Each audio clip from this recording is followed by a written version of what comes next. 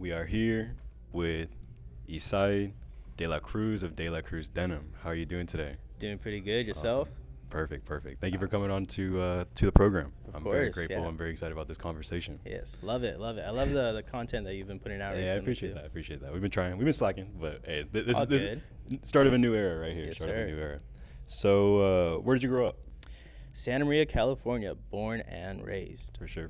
Growing up, were you straight flyer, rambunctious?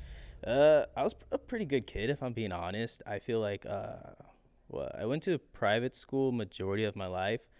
From what I remember, I was a middle child, so I didn't get into trouble, but I was a part of it, and yeah, that's pretty much it. I did baseball growing up, sports.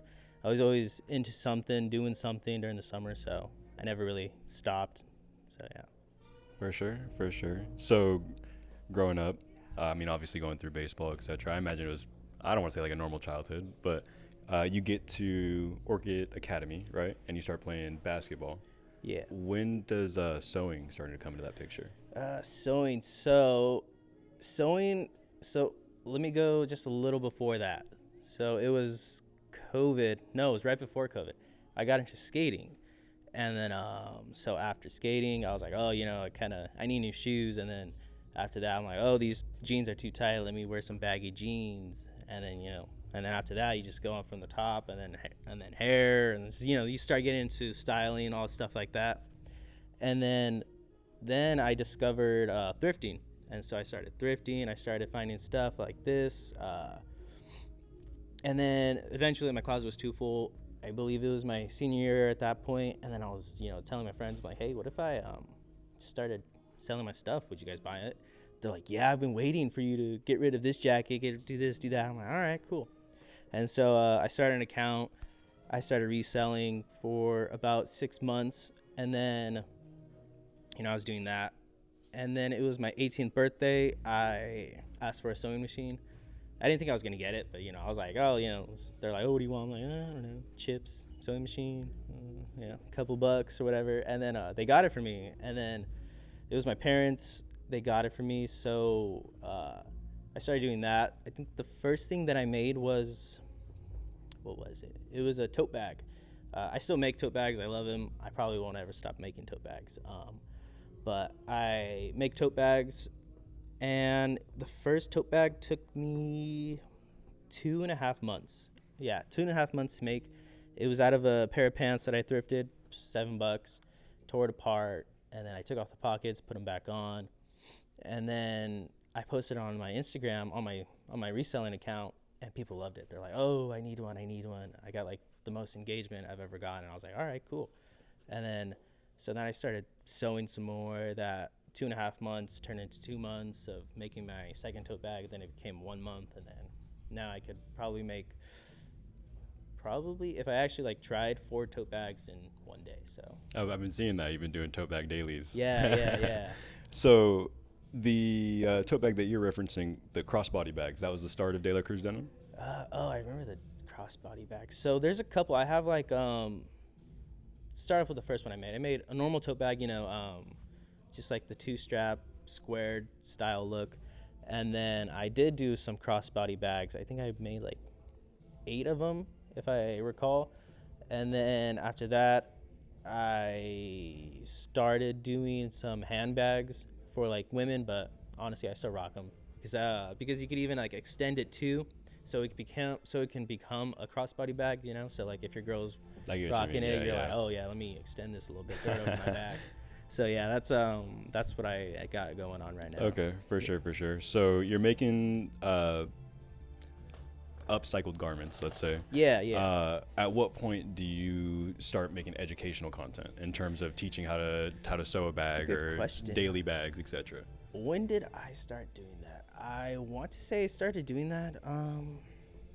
So my reselling account, it was still called Thrifts by Isais, and I was then I started pushing out my sewing stuff, and I stopped doing the reselling stuff, and I was like, oh, I need more. I think at that point I was just so driven with the Instagram followers. So then I started like, oh, let me post a video, see if that makes a difference. And then I remember my first video that went kind of like not viral, but it had a decent amount of views.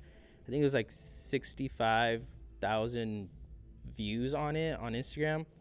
It was like let me teach you how to make a tote bag, and it was just like me on the floor just making it in my room. I remember that day too. I was supposed to go to the beach to do a bonfire with my family, and I think I had like 3 hours to do it. And I was like, all right, cool, let me see if I can make this video. And then I just did it, and then it actually ended up doing so well. I was like, oh my god, I gotta keep doing this. So, and then after that, I was just like, oh, let me keep doing it. And then I eventually started getting into like kind of like the tailoring aspect of clothes. That's when I started getting into like tailoring, hemming, altercations. Yeah, like a next level of appreciation. Yeah. I get what you mean. Yeah, so that's kind of how that just ended up starting. And then I think it was like 6 months ago, there was this one video I put out.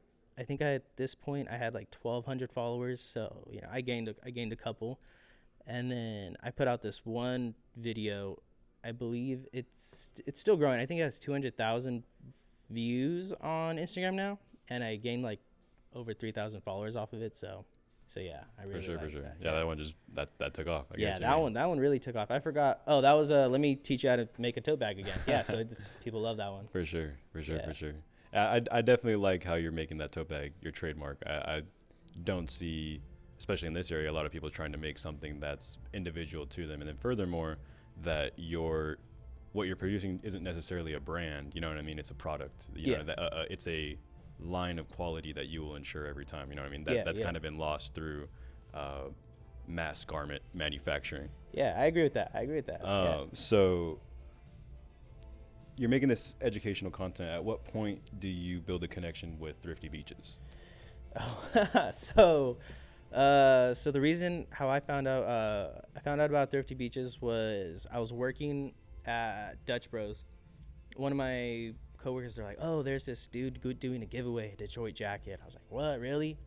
And then so I look at it, I follow him, I enter the giveaway, and I didn't end up winning, so I unfollowed him. Like, forget this dude. I'm like, so I unfollow, and then I end up going back to Slow. I think like a week later with my girlfriend, and I was like, oh, there's this one spot I want to go check out. It's a vintage store.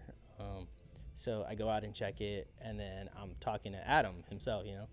I'm like looking around the store, and I ask him like, hey, do you guys ever do like any upcycling or anything like that? And then he just goes, oh, I've been looking into it. I've been doing this, been doing that, but recently, no, I haven't. I'm like, oh, why? I just so happen to make these bags. I'm like, you want to check them out? And he's like, yeah, bring. He's like, do you sell them? I'm like, yeah, I sell them. He's like, can I buy them? And I was like, sure, yeah. Let me. And then he asked me, he's like, oh, can you come to buy tomorrow? I'm like, well, I'm from Santa Maria, so it's a lot of gas, so no. But I'm like, the end of the week, I could like make a couple and then sell them to you. And he's like, yeah, sure. So that happened, and then I think like a couple days later, he posted on his Instagram. He's like, hey, he's like, anyone that knows how to sew/fix zippers or whatever, swipe up, hit me up. And I swiped up, and later on that day, I think I ended up I dropped off some bags. That's when I dropped off the bags, and then met up, and he's like, oh, here's he had literally a pile of clothes, threw it in a garbage bag, and he just gave them to me out in downtown. I was like, okay, cool. So I was just walking with like 3 bags of like garbage, or what it looked like garbage, over my back, and I was like, oh, let me take this back to my car. Yeah, and then I brought him back. He liked it. He's like, oh, I'm doing another store over here, over in what is this old place called? Joanne's, or I think it was Michael's. So yeah, he's like, oh, I'd love for you to be part of the team. And so, yeah, that was basically how that happened. Yeah. Yeah, for sure. What a dream. So when he was buying the bags from you, was he turning around and then selling them? Yeah. I mean? So I think these were some bags that I was like willing to like let go. I was like, all right, yeah. I'm like, because I know he needs to make profit. I think I was just and furthermore, gets your product out there. And it gets my product out there. To be distributed by someone who's like an authoritative retailer. You know what I mean? That's a very big thing. Yeah, and then like just the fact that someone wanted my bags, I was like, yeah, sure, why not? So I was okay with giving them away, or not giving away, selling them. And then So yeah, so he really helped me out, and I helped him out. So it's a good connection we had from the get go. So Well, yeah, most definitely. And shout out Adam Kemp, because I've seen nothing but good things from Adam Kemp in dude, terms of how real, you know what I mean? yeah, He portrays himself on and off the camera, you know what I yeah, mean? yeah. He's a really good person. Yeah, like there's like sometimes homeless people are just less fortunate people. He sees it, he notices it, and especially when they're like, "Oh, here, let me pay for it." He's like, "No, it's okay. It's just $10. You know, you just go do your thing."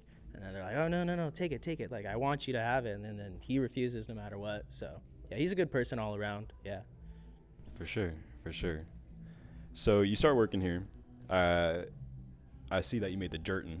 The Jerton. Yeah, yeah. Were there any other fun projects that you got to work on? Dude, there's a bunch. There's stuff like I would have never imagined doing if it weren't for this job. Like, so I did the Jertons. It's jean curtains for downstairs. It's We'll have it pop up right here. yeah. It's right there. So yeah, I did that. I love that. It took me about a week to make, I think, 10 curtains, if I recall. I literally just laid it flat, cut them all out, and just sewed them together. So yeah, that's literally how I did that. And then there's this couch in the shape of a hand downstairs as well. I reupholstered it, so he didn't like the red, so he wanted me to throw denim over it. So like, I did one denim finger, the other denim finger, and I just attached it all together. Yeah, and then a lot of reupholstering. You'd be surprised. They're like, if you see anything denim downstairs that doesn't look like it's like, made from Ross or whatever, it was probably me. Yeah. For sure. De La Cruz Denim, man. He lives by his name. He lives by his name. So along the way, I noticed in your videos you mentioned making a Detroit style jacket, or a Shishiko style of stitching. I don't know if I'm pronouncing that right. No, yeah. In terms of the education aspect of sewing, was that something that you acquired working here, or that was just something that you kind of learned on your own accord? Yeah, I would say I learned it here. This place is really like, there's a lot of people that come in and out of the store, but I think I learned this also by Adam. He had this, I believe the brand is called Capital One. It's like a higher end brand, I guess. And basically the jacket was all distressed. It was a jean jacket, and it was like just all distressed, and it had like stitching across it and stuff like that. And he told me, he's like, "Oh yeah, this is like a Shishiko style jacket." I'm like, "Oh, I want to make a jacket like that." So, I told him that. I'm like, and then I start wearing this one jacket to work. I have another job. It's a little more physical, demanding. So, I'm always tearing it up. And then I get to repair it, and I'm only using like Shishiko style repairs. So Okay, yeah. for sure. So That's the perfecting my Carhartt jacket, right? Yeah. Or that's a different one. It's That's a white one, right? I didn't post the jacket that I'm talking about, but that one I do love. I love that jacket. I should have brought that one. I don't know why I didn't. I love it too. I love how, as a viewer, I got to see, what I mean, that piece individually grow. I think that in a way it was a way for the viewer to understand the process that foregoes this, you know what I mean? Yeah, and why certain pieces, like what's hanging up on the wall behind you, have that high ticket price, because of course, it's just fabric sewn together in a type of arrangement, but Correct. The history and the love and the care that went into it, you know what I mean? That's what makes it a little bit more expensive. That's a good segue into my next question. How do you feel like businesses like Thrifty Beaches or other vintages affect the fashion scene? How do I feel? I feel positive. Let's start that out. I feel like seeing vintage people, because it depends how you look at it. It could be kind of like a two-faced situation. It's like, oh, these people are reselling and marketing them for a higher price, or doing this or that. But the way I think about it, it's like, first off, if you weren't there at that exact time, at that exact place where they found it, like what does it matter? Like, I could say that about everyone that buys and resells Detroit jackets. Like, I wasn't there, so like, if I was, I'd totally buy them. I'll do the same thing that they're doing right now. Like, I'd like buy them for 100, sell them for 300, or just depending. Jackets vary, but yeah. Essentially, like, if anyone were to do it, they would want to do it. But the positive thing that I like to look at is they're essentially saving, clothes They're repurposing them, they're reusing them, recycling them. It's like a full circle, rather than you wear it, I'm tired of it, I either give it away or throw it away. So, and then, it's funny because I just went to the dump over in Santa Maria, I believe yesterday or 2 days ago. I don't know. My days are a little mixed up, but I went there and I just saw clothes on the floor too, and I was like, oh wow, look at that. So it's just one of those things, and then and it also brings up fast fashion in a way, how it's competing with it, even though it's on completely different platforms.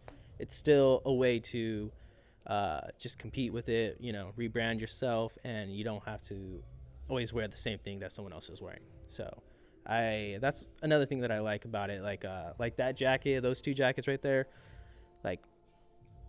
I don't think another person would be wearing that jacket the same way that you'd be wearing it, or just same piece in general. There's distress in the cuffs, there's patches on the shoulders and stuff like that. It's essentially a one of one. So yeah, that's what I love about vintage too. It's all one of ones. Everything is, you're never gonna get the same piece again. Maybe you might, but it's not gonna feel the same way. It's not gonna be the same thing. So yeah. I definitely agree with you. And I definitely agree with you in the sense of how people can perceive it with the kind of negative connotation at first. But I think a good analogy would be that's like being mad at people who bought stock that rose. What I mean? If you were there, you should have been there. You should have had that foresight kind of a thing. Like if I was, in 2008, I should have, let go of my stocks before the stock market crashed. Stuff like that. So yeah, I agree with you. Yeah, most definitely. I think also just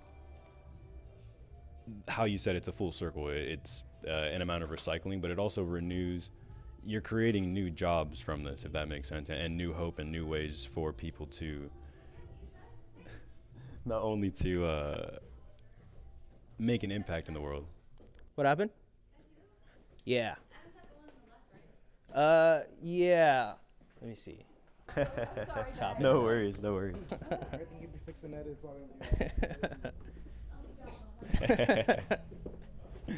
That's too funny. All right, so to segue off of that, how do you find yourself to be a Carhartt magnet? I feel like I see you with the biggest bag of Carhartts imaginable. I feel like in my lifetime of thrifting, I probably found 5 pairs of Carhartts. You know what I mean? Thrifting, I agree. So it's not that I was a magnet. It was that I was okay. Let me rephrase this. So, every time I saw a Carhartt, whenever you saw a Carhartt, it probably wasn't in your size or too expensive and stuff like that. So, that's essentially how I saw it as well. I'd see a nice jacket, I'm like, $50 at a thrift store, I'm not paying for that. If it wasn't in a thrift store, okay, I get it. But anyways, that's the story for another time. But while I was thrifting, though, I'd buy a lot of oversized pants. So I recognized that the higher the pant size, the lower it was, or, it wasn't always marked up as it would be, for that $50 jacket. So that's basically how I came across it. Now I just go to wholesalers, like these tote bags. The pants themselves were originally $5.50, compared to the thrift store. Even the thrift stores are more expensive now. They're Facts. They're $15 now. I definitely think since vintage has come back and what I mean. Yeah, they're it just jumped up. But then again, it's it's just one of those things that just so happened to happen. Yeah. There's an Adam Kemp quote that I picked up. The future of retail is secondhand. Do you believe in that? I believe in that. I really do. It's crazy because Adam also just says a lot of things that sometimes you're like, what the heck? But sometimes that what the heck is like, oh, okay, I understand what you're saying now. So yeah, secondhand is just basically an aftermarket that everyone, or soon everyone will be aware of and want to do, because right now there's that market going on. I was hearing conversations like, oh, what are we gonna do? What are we gonna do? This, that. I was looking at everyone, the youngest. I think I saw little kids literally in there stocking up inventory. I saw older people stocking inventory. So yeah, it's like all ages. There's no gender. There's no identity. There's no nothing. It's clothes. Anyone can have them. So that's what I like about vintage and the secondhand market. It's for everyone. No one's excluded. Because you got like H&M or like Urban Outfitters. All the young hip kids or whatever. I don't know. That's really corny to say, but it's just like even for your younger audience, Brandy Melville. It's for women and stuff like that. But for secondhand, there's nothing like Y2K, men, women, young, old, Carhartt, anyone. It could be for anyone. Workwear, 90s core, stuff like that. Like I had a conversation with my coworker.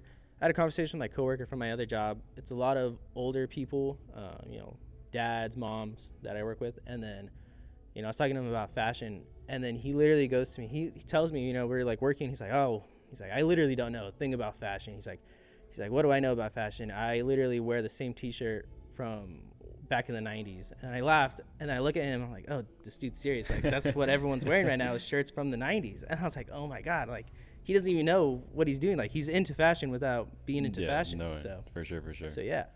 100%. I think, in a sense, it's a way of how, like the saying, art imitates life, life then imitates art. That was just the culture. He is life. And now art is imitating him, but he is in the same cycle. You know what I mean? Yeah, like unintentionally. I kid you not. I was so shocked. Like, I thought he was messing with me, and I like turn around. I'm like, dude, no way, this guy's serious. I'm like, oh shoot, yeah. So yeah, that's a good quote. I like that. That's funny. So you said that you buy off wholesalers. Yeah. When you're doing that, how much are you putting down? Well, it depends. So in the beginning, I think, I was just trying to test out. I always test out wholesalers, so I'd say maybe I just always try and get like a range of 10 items. So let's say that I wanted 10 pairs of pants. That's $50. But I feel like, I have a little more in my budget. Let's push for 20 pairs. So it's a little over 100. And then so personally, right now at the moment, I'm willing to like put down $300 right now, like for like one bulk buy. But then again, we could be Adam and doing like a $40,000 buyout. So, there's more to grow. So, yeah. So yeah. But like, I guess like in this kind of way, the things that I'm doing, it's me right now. So I can only do so many until because it's not that like everyone knows how to sew and stuff like that. Anyone can learn how to sew. I love the fact when I'm having a conversation with someone and they're like, oh, I have this sewing machine, but I don't know how to use it. Or like, I want to learn how to sew. I have a sewing machine that my grandma has in her basement or whatever. I'm like, the hardest part about sewing is starting, like, because like literally you just need the foot pedal. And after that, and then you just go. Yeah. And then you just learn. You learn off your mistakes. Sewing is a lot. It has to do a lot with mistakes. That's how you go from a 2.5 month old tote bag to a 3-hour tote bag. So yeah. But your question was about wholesalers though. Wholesaling. So yeah, I guess for me, because I'm in the realm of starting to like make money, I guess, to basically in a way feed my addiction, because I make tote bags. I don't have any room for them. I don't need 60 tote bags. So, I'd like to sell them, give them away, do what I can. And just as long as I have enough to keep doing it, I'll keep doing it. So, yeah. Do you feel like at a certain point, the pond will grow too small for the amount of fish that are in the vintage space, to a point where things can begin to be cutthroat over clothing? What do you mean by that? I feel like I know what you're saying, but I don't. in terms of, if I'm making clothes and you're making, like San Luis Obispo is a good example. There's a bunch of different vintages, right? Sure. At a certain point, do you think that there isn't enough market share for all these businesses to spread these secondhand clothings? I think the interesting part about it is how you mentioned it's scaling. You buying a $300 buyout versus Adam buying a 40K buyout. Like, it's how many people can be doing things at that scale, if that makes sense. Do you feel like that there's room for people to really have that exponential factor? Yes. It's crazy to think. So, yes, I do 100% think that people can, but it also depends how and where, because, you know, there could be 20 people right here, right now that know how to sew, but I'm the only person that knows how to sew. So right now I have a good, just say, it just looks like I'm more valued, basically. And then, so, if there's 20 other people that know how to sew, I'm in a way less valued. It doesn't mean like my experience or what I have is more or less. It's interesting to think. I feel like it does cut out some people. It will, and it probably, it eventually will. I'm not saying like, everyone deserves to be up and doing good and whatnot. And I get what you mean. Yeah. In terms of yourself, have you experienced any part of this clothing business where it's like, wow, like that was, I didn't expect things to be cutthroat like that? Like, for example, when I was doing Croaked, and then there was young boys with followings, it tends to build ego, you know what I mean? And that ego then becomes, I'm better than you, and I'm definitely guilty of this myself. I deserve to have this market share, and anyone who's trying to step onto my market share, not necessarily that I'm squashing you out, but that's why I admire people like Adam Kemp, for example, because he's never admitted any kind of feeling like that, you know what I mean? Even to a level where when people are stealing from him, you know what I mean? I've walked down the street, we were filming something a long time ago, and I see Adam and his crew talking to these kids about someone stealing something, and the way that he approached them was out of nothing but respect, you know what I mean, and trying to understand where this kid was coming from, and not out of trying to put this kid down or put him out or anything like that, you know what I mean? But have you experienced anything like that going through the clothing scene? Through my personal perspective, with what I do and what I have going on, not yet. I would say not yet, because I hope, and I just hope, what I do becomes normal, so I do see like a couple of people, like I used to not be the only sewer here. I believe at one time there was like 5 sewers, and then because of that, I feel that I was like, oh, I feel like I deserve to be here. Like I need to work. I need to step it up. It really just depends on who wants it more, essentially, because like, at the end of the day, there'll still be people that will rent out spots in stores, but there are people that own those stores. So it's kind of like a ladder, I guess, in a way. So, there's a chain of command. And even though I feel like everyone should be, on the same level, playing level, everyone should be on the same level. Yeah. It's, in the reality, it's not like that. And I guess in a way it's okay that it's not like that. Yeah, because when business comes into play, there's always a hierarchy. Yeah. So I believe everyone should be able to do what they want to do. I feel like everyone should, if secondhand was so absurd, everyone was doing it, I feel like that's okay, because there's so many levels to be able to do this kind of stuff. So, yeah. I definitely agree. There's so many different avenues, because you're literally working from a blank canvas, and that's the clothes, 100%. Yeah. I definitely agree with that. What are your thoughts about scalpers, about people who go from place to place, picking, the pieces of Grail, let's say, and then putting them on Depop? Yeah, so, that brings me back to, like, the last question you had. I believe that if I had the opportunity to do what they do, I probably would, because if I had the opportunity to buy a car jacket and resell it, I'd do that 100%. Like, there's no doubt about it. I guess it's just the way that I do it. I essentially turn that car jacket and I turn it into something else. It's still Carhartt, but it's now it's me. It's Carhartt and me. So 100%. You've touched it with an amount of respect. Outside of just money or a monetary gain. Yeah. I definitely agree with that. It's Carhartt and art. So that's basically how I see it. I get inspiration from everywhere, so it's not just me, it's not just, I actually find it really hard to be creative.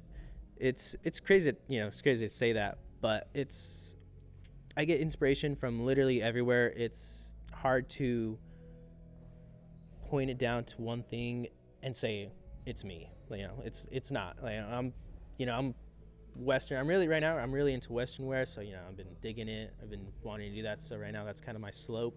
But before, I was very like skater baggy style and stuff like that. Definitely noticed that. So yeah, it's a little inspiration from everywhere. Now I'm doing Shiko styling, so I'm doing that, and then I love working with denim and jeans and hard thick cotton. So yeah, this stuff that it's just from everywhere that I like doing. Yeah. Do you feel like in a way that represents a styling of your character in a way? You know what I mean? The ruggedness of it, and the toughness of the denim. Do you think that's why it's so alluring? I think, why do I like it? Oh, well, the simple answer, it's easy to work with.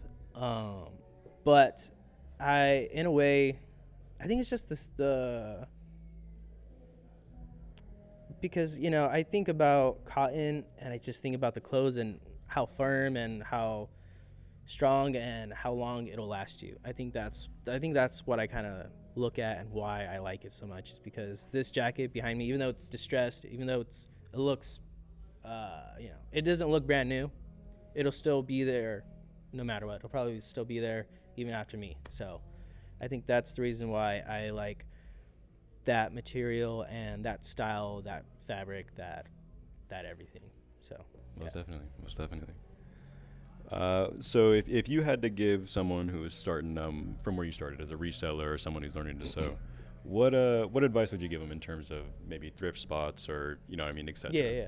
So I go piece by piece. So thrifting in Santa Maria specifically, I know that I'll talk to people from here and they're like, oh, I'm like, oh, what are you doing this weekend? They're like, oh, I'm gonna go to Santa Maria. I'm like, what are you going to Santa Maria for? I'm like, what the heck? They're like, oh, I'm gonna go thrifting. There's so many spots. I'm like, oh yeah, it's true. We got 3 Goodwills, New Image Thrift.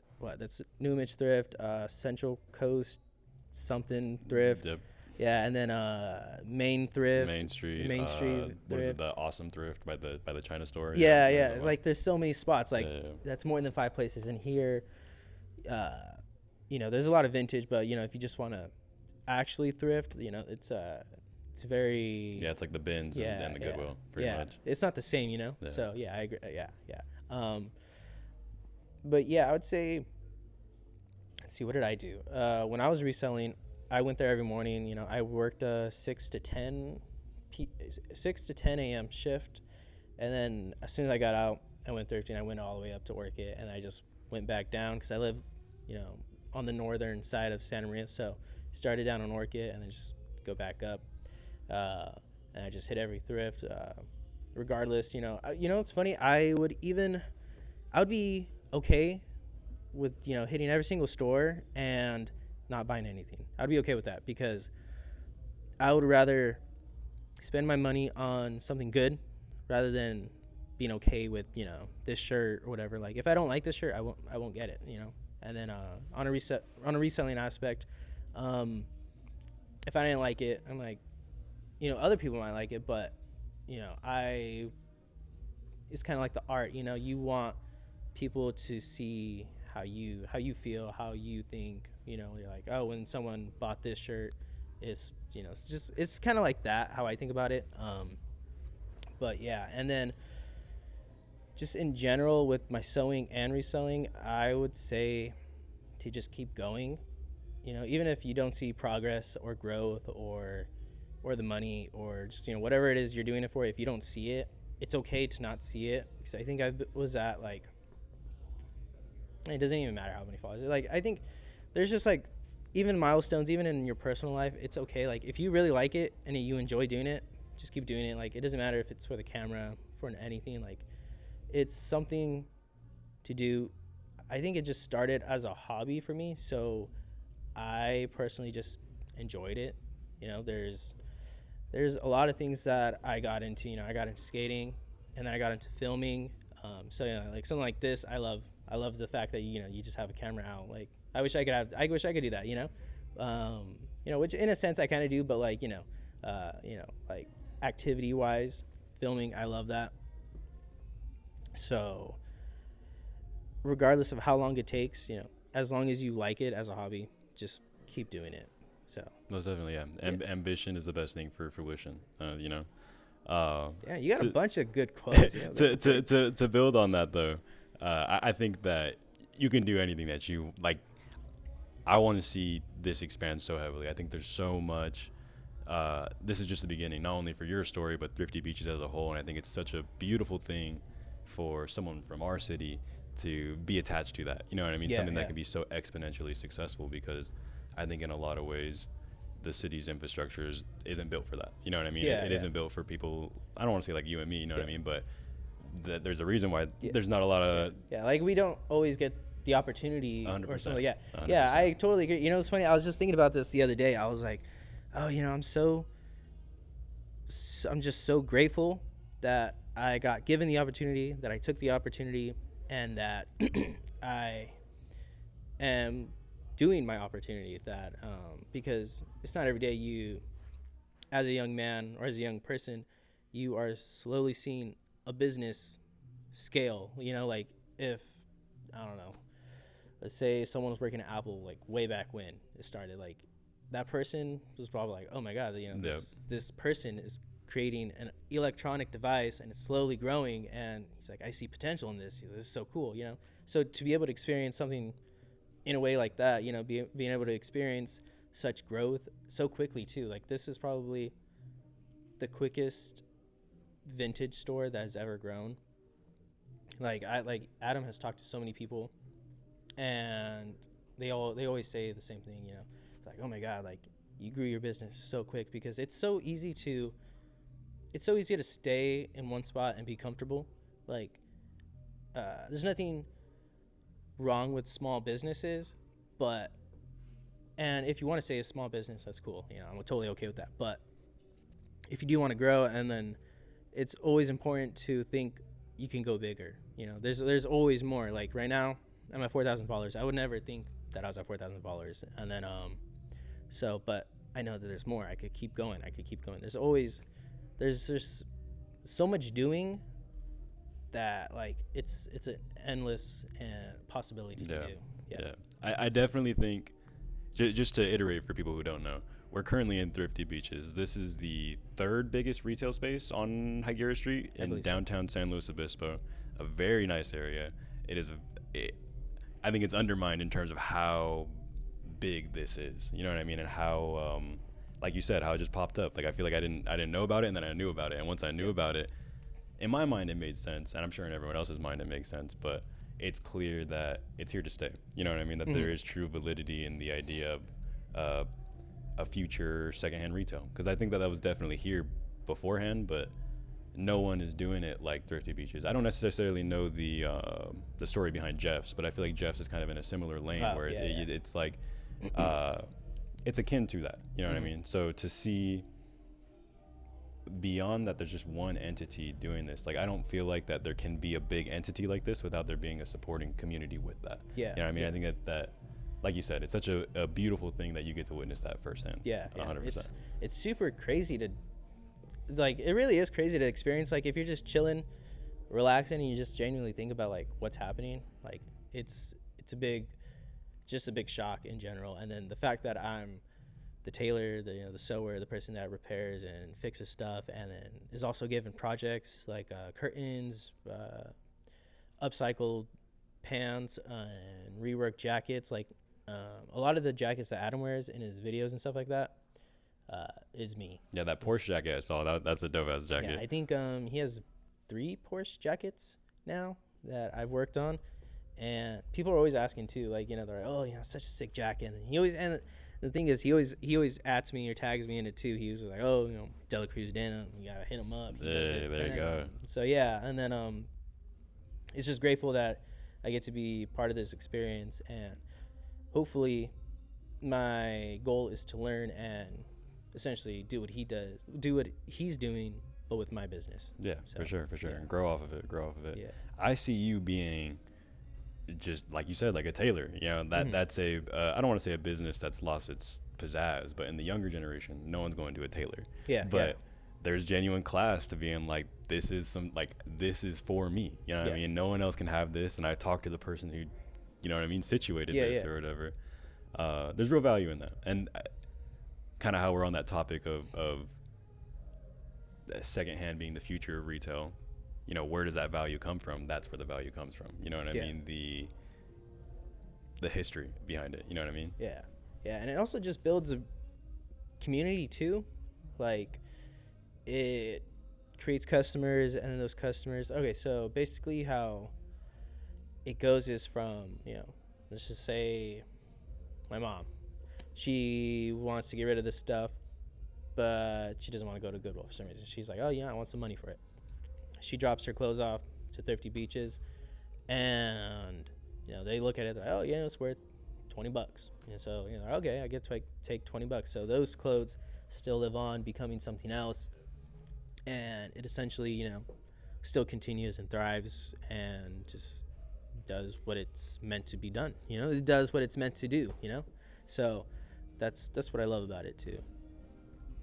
If one has to go, Carhartt or Levi's?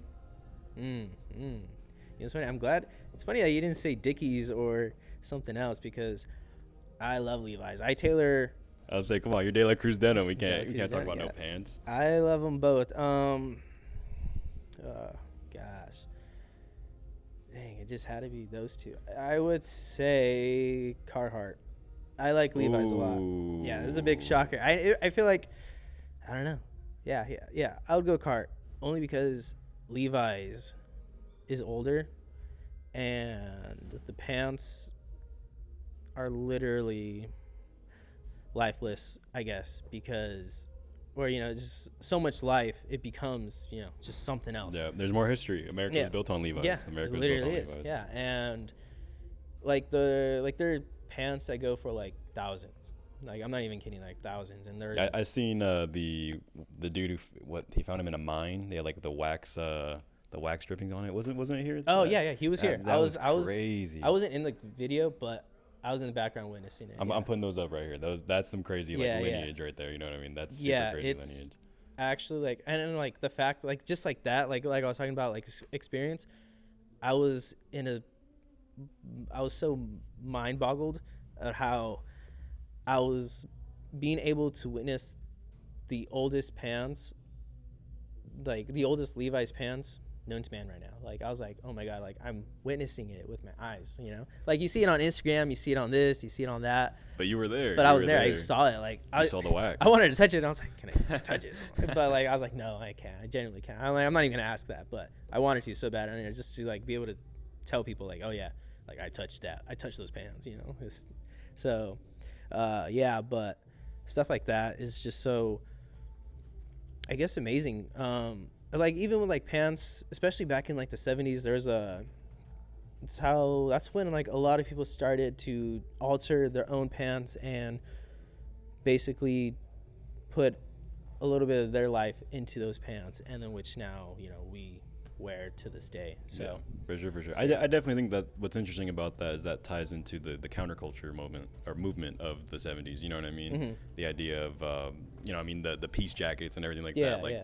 I agree with you. I never thought about it like that, but that is kind of when the time period when people started really customizing their own stuff. Yeah. You know what I mean? Patches, etc. Yeah, because I feel like, I'm not saying before it was like a uniform, but in a way I feel like people treated it as a uniform, kind of. Obviously there's still people doing their own thing way back when, but yeah, 70s, I feel like, in my opinion, was when people started to actually, be like, oh, let me untuck my shirt. Yeah. and Well, yeah, stuff I know, like for that. sure. Yeah, Yeah, because so, 50s, 60s, that's taboo. Everyone's yeah. spiffy. Look at the Beatles. You know what I mean? Yeah. No, yeah, for real. Oh, that's so funny. As a secondhand tailor, what's your opinion on brands like, say, Supreme, SDL? You know what I mean? These, I guess you can kind of classify them as fast fashion. Not so much because some drop in periodic time spans, but in terms of high value, cheap garments, let's say. You know what I mean? Okay. What's your opinion on I that? get what you're saying. I like it, but I don't, because it just depends. Because slowly over time, I feel like, in my opinion, it lost its value as essentially who they were and what they were. Because, you know, they were so they're back when they started, they're like a skate brand essentially. You know, they started doing that, and they had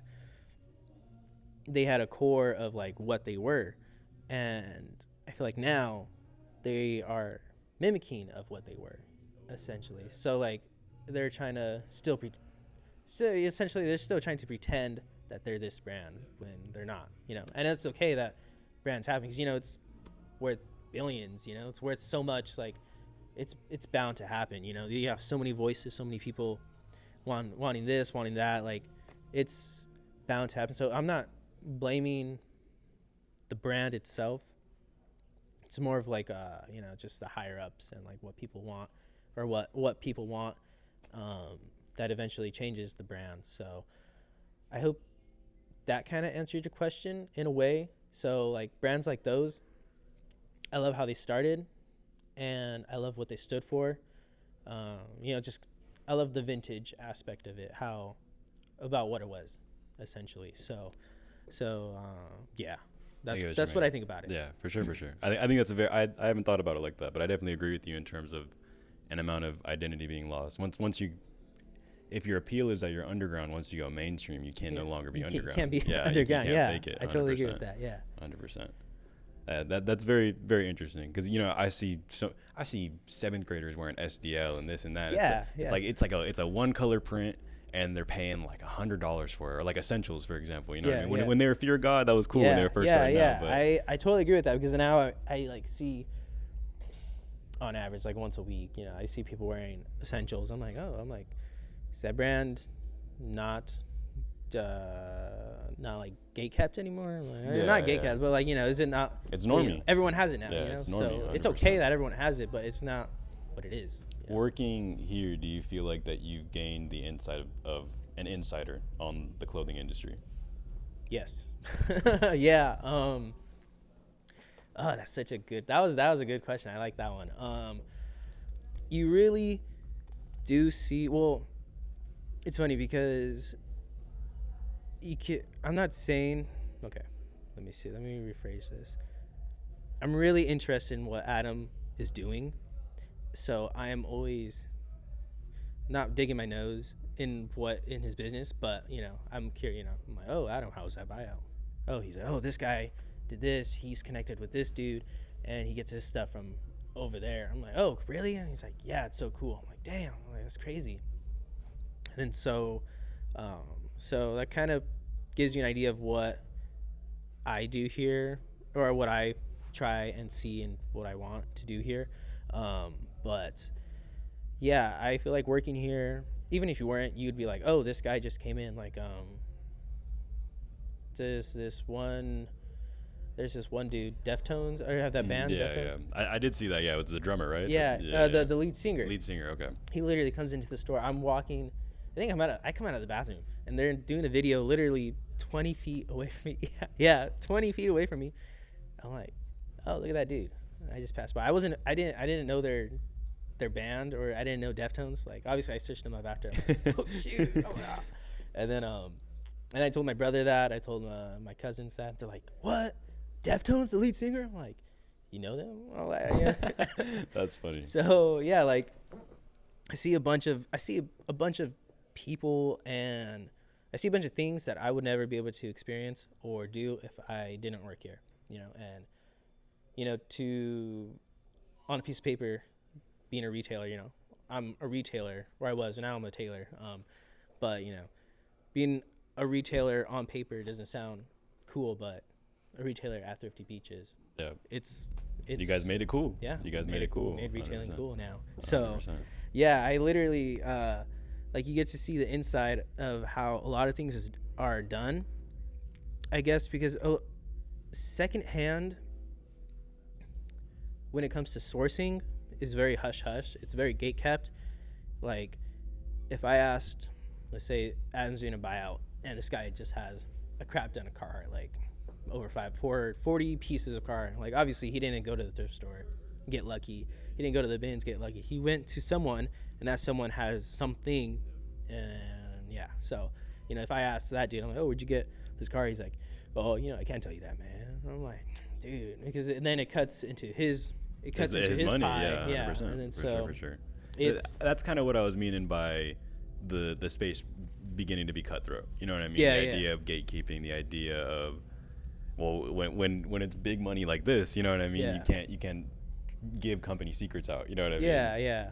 And then, but the thing is, it's funny too because Adam or Thrifty Beaches is different from that, which is crazy to think because people just come in and out, and whenever he does big buyouts like this, you know, he posts them. You know, like I think that's what makes it so different because in a way we all get to experience that buyout. You know, like I think a couple of days ago there's salvage denim Levi's that literally went for a band each, like $1,000 Yeah, for a crazy. pair of pants. Crazy. But it's salvage, essentially it's salvage, worth it, yep. you know. And then even in Japan, like it's worth triple that. So like I bought it for 1,000, it's worth 3,000 over there. Like it's crazy over there in Japan. Their vintage, they do not joke about. Yeah, They don't joke. They don't. Well, they don't joke about style in general. You Yeah, know what I mean? just in general, yeah, dude. Yeah. They have so much. They have so much style. Yeah, It's- and they it's have crazy. depth. They have different variety. Like I don't know if you know, there's like Chicano like Japanese people. Yeah, you know what yeah, I mean? no, Like yeah, lowrider yeah. down I and know about everything like I know about that rabbit hole. Crazy. It's crazy, yeah. Crazy. And then so, I feel like being able to see what goes on, really, it's really eye opening. Of like how there's so many people involved with this, that like you know it essentially can be kind of cutthroat, you know, because I have had conversations with Adam being like, oh yeah, this guy, I posted this story and then this guy noticed that guy that was selling to me, and then so he contacted me being like, hey, I'm his buyer, or I'm his seller, let me go straight to you. Yeah, you know, like then it cuts that dude out.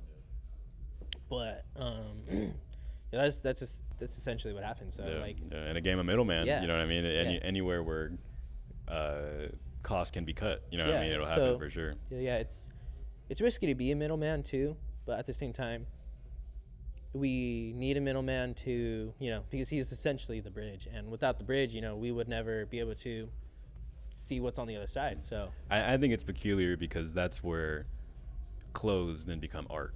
Yeah. To a point where there's brokerage now, where someone like there's a middleman. There's someone whose job it is literally just to make the transaction happen. Yeah. You know, same way that if a Mona Lisa was sold, that's how they'd sell it. You know what I mean? Yeah. The seller would contact the the middleman. Yeah. The middleman would contact the so buyer. if there's no middleman, the dude would have never been able to sell it, essentially, what- or you know, give it to the right person, I guess.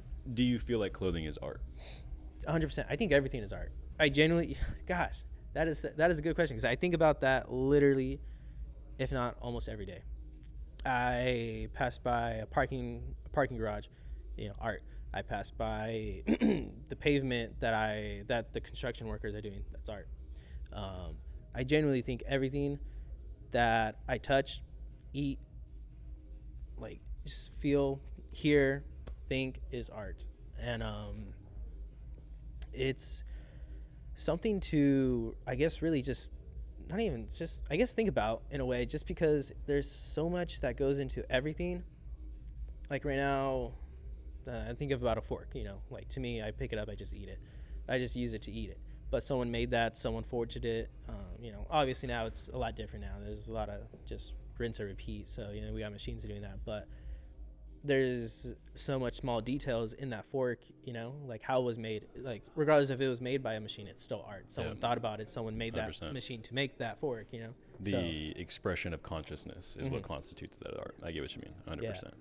100%. So yeah, I feel like everything is art in my head. You know, whether it's a cardboard box or, you know, a camera right there, you know, everything, no matter what, is art. And that's what I love about expression, you know, regardless of what it is, negative, positive, it's art because you are putting something out there. It might not be worth anything or it might be worth millions, you know. Regardless, it's still an art, whether it's on a piece of paper, on a canvas, on clothes, on Whatever medium. Yeah. whatever the canvas is, 100%. So yeah. What are your thoughts on the new Kai Cenat fashion line? Yeah, that's very recent too. I like where his head is going.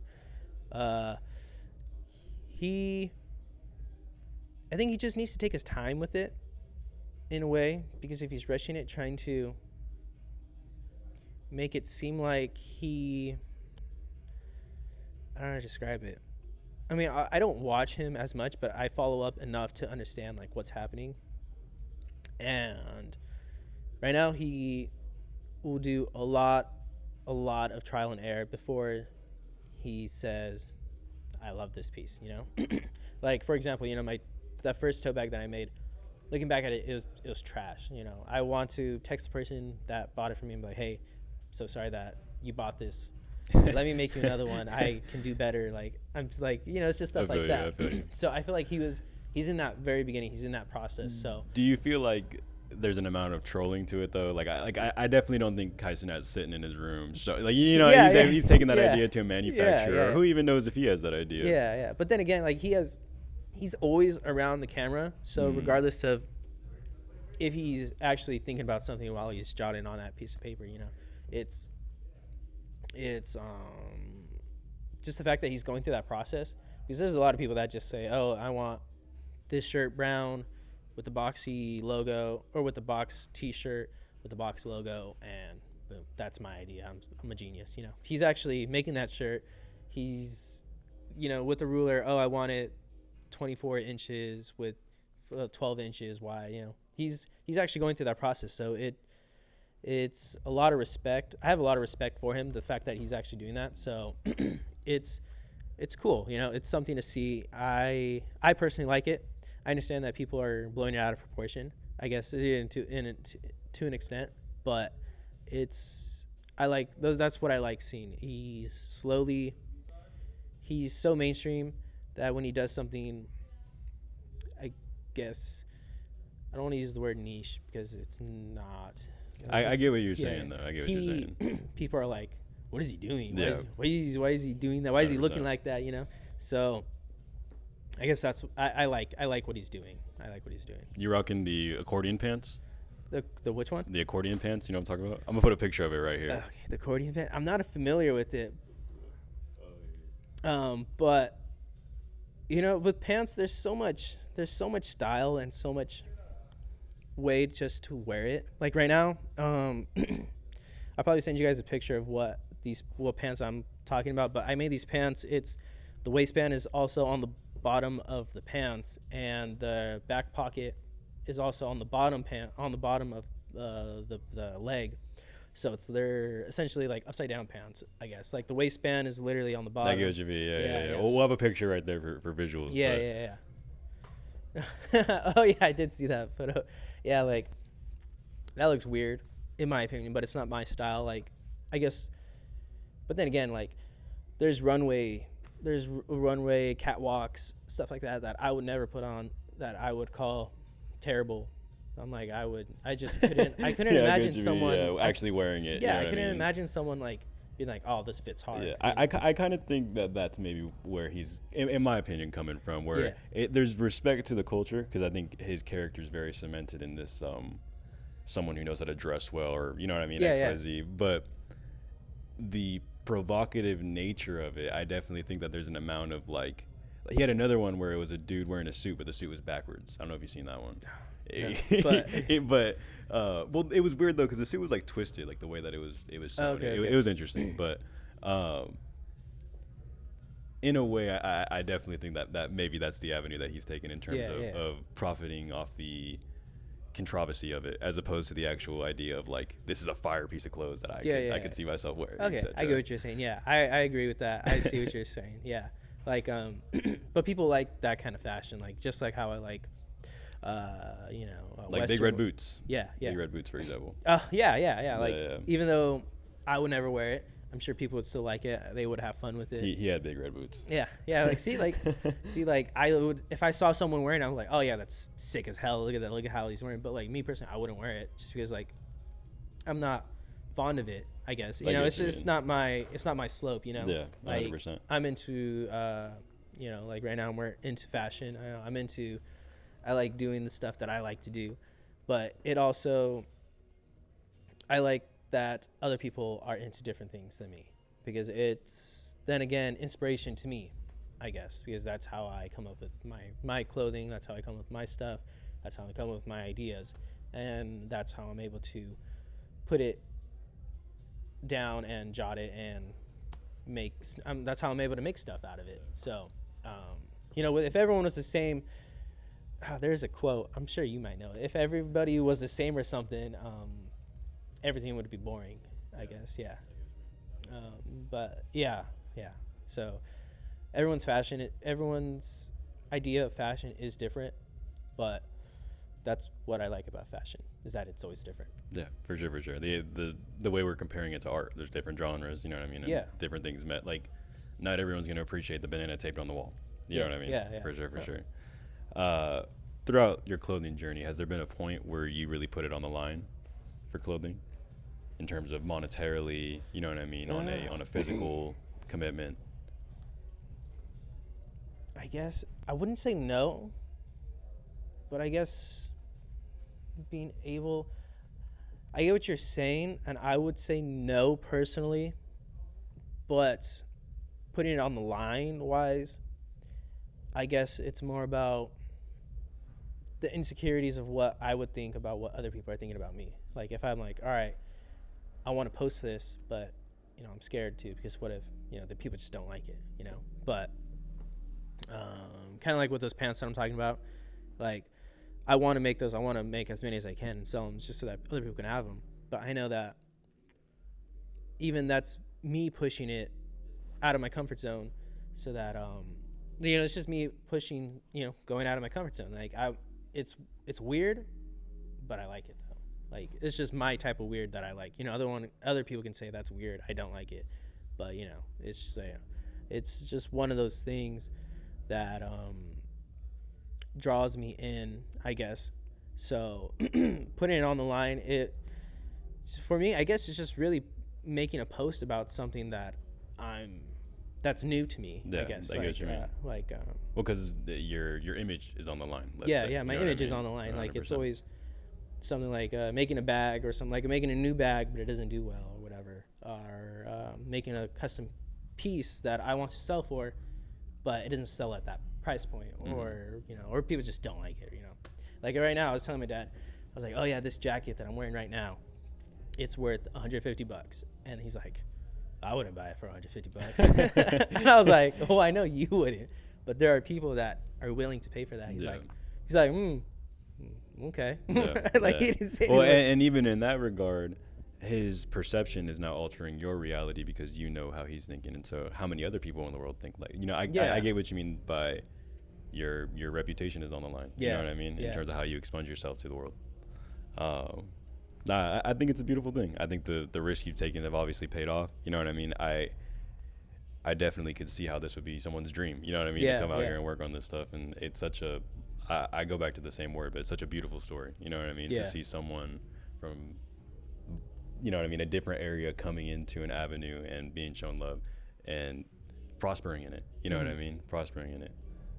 Beautiful thing. Going forward, what are your future endeavors? My future endeavors. Ooh. I don't know.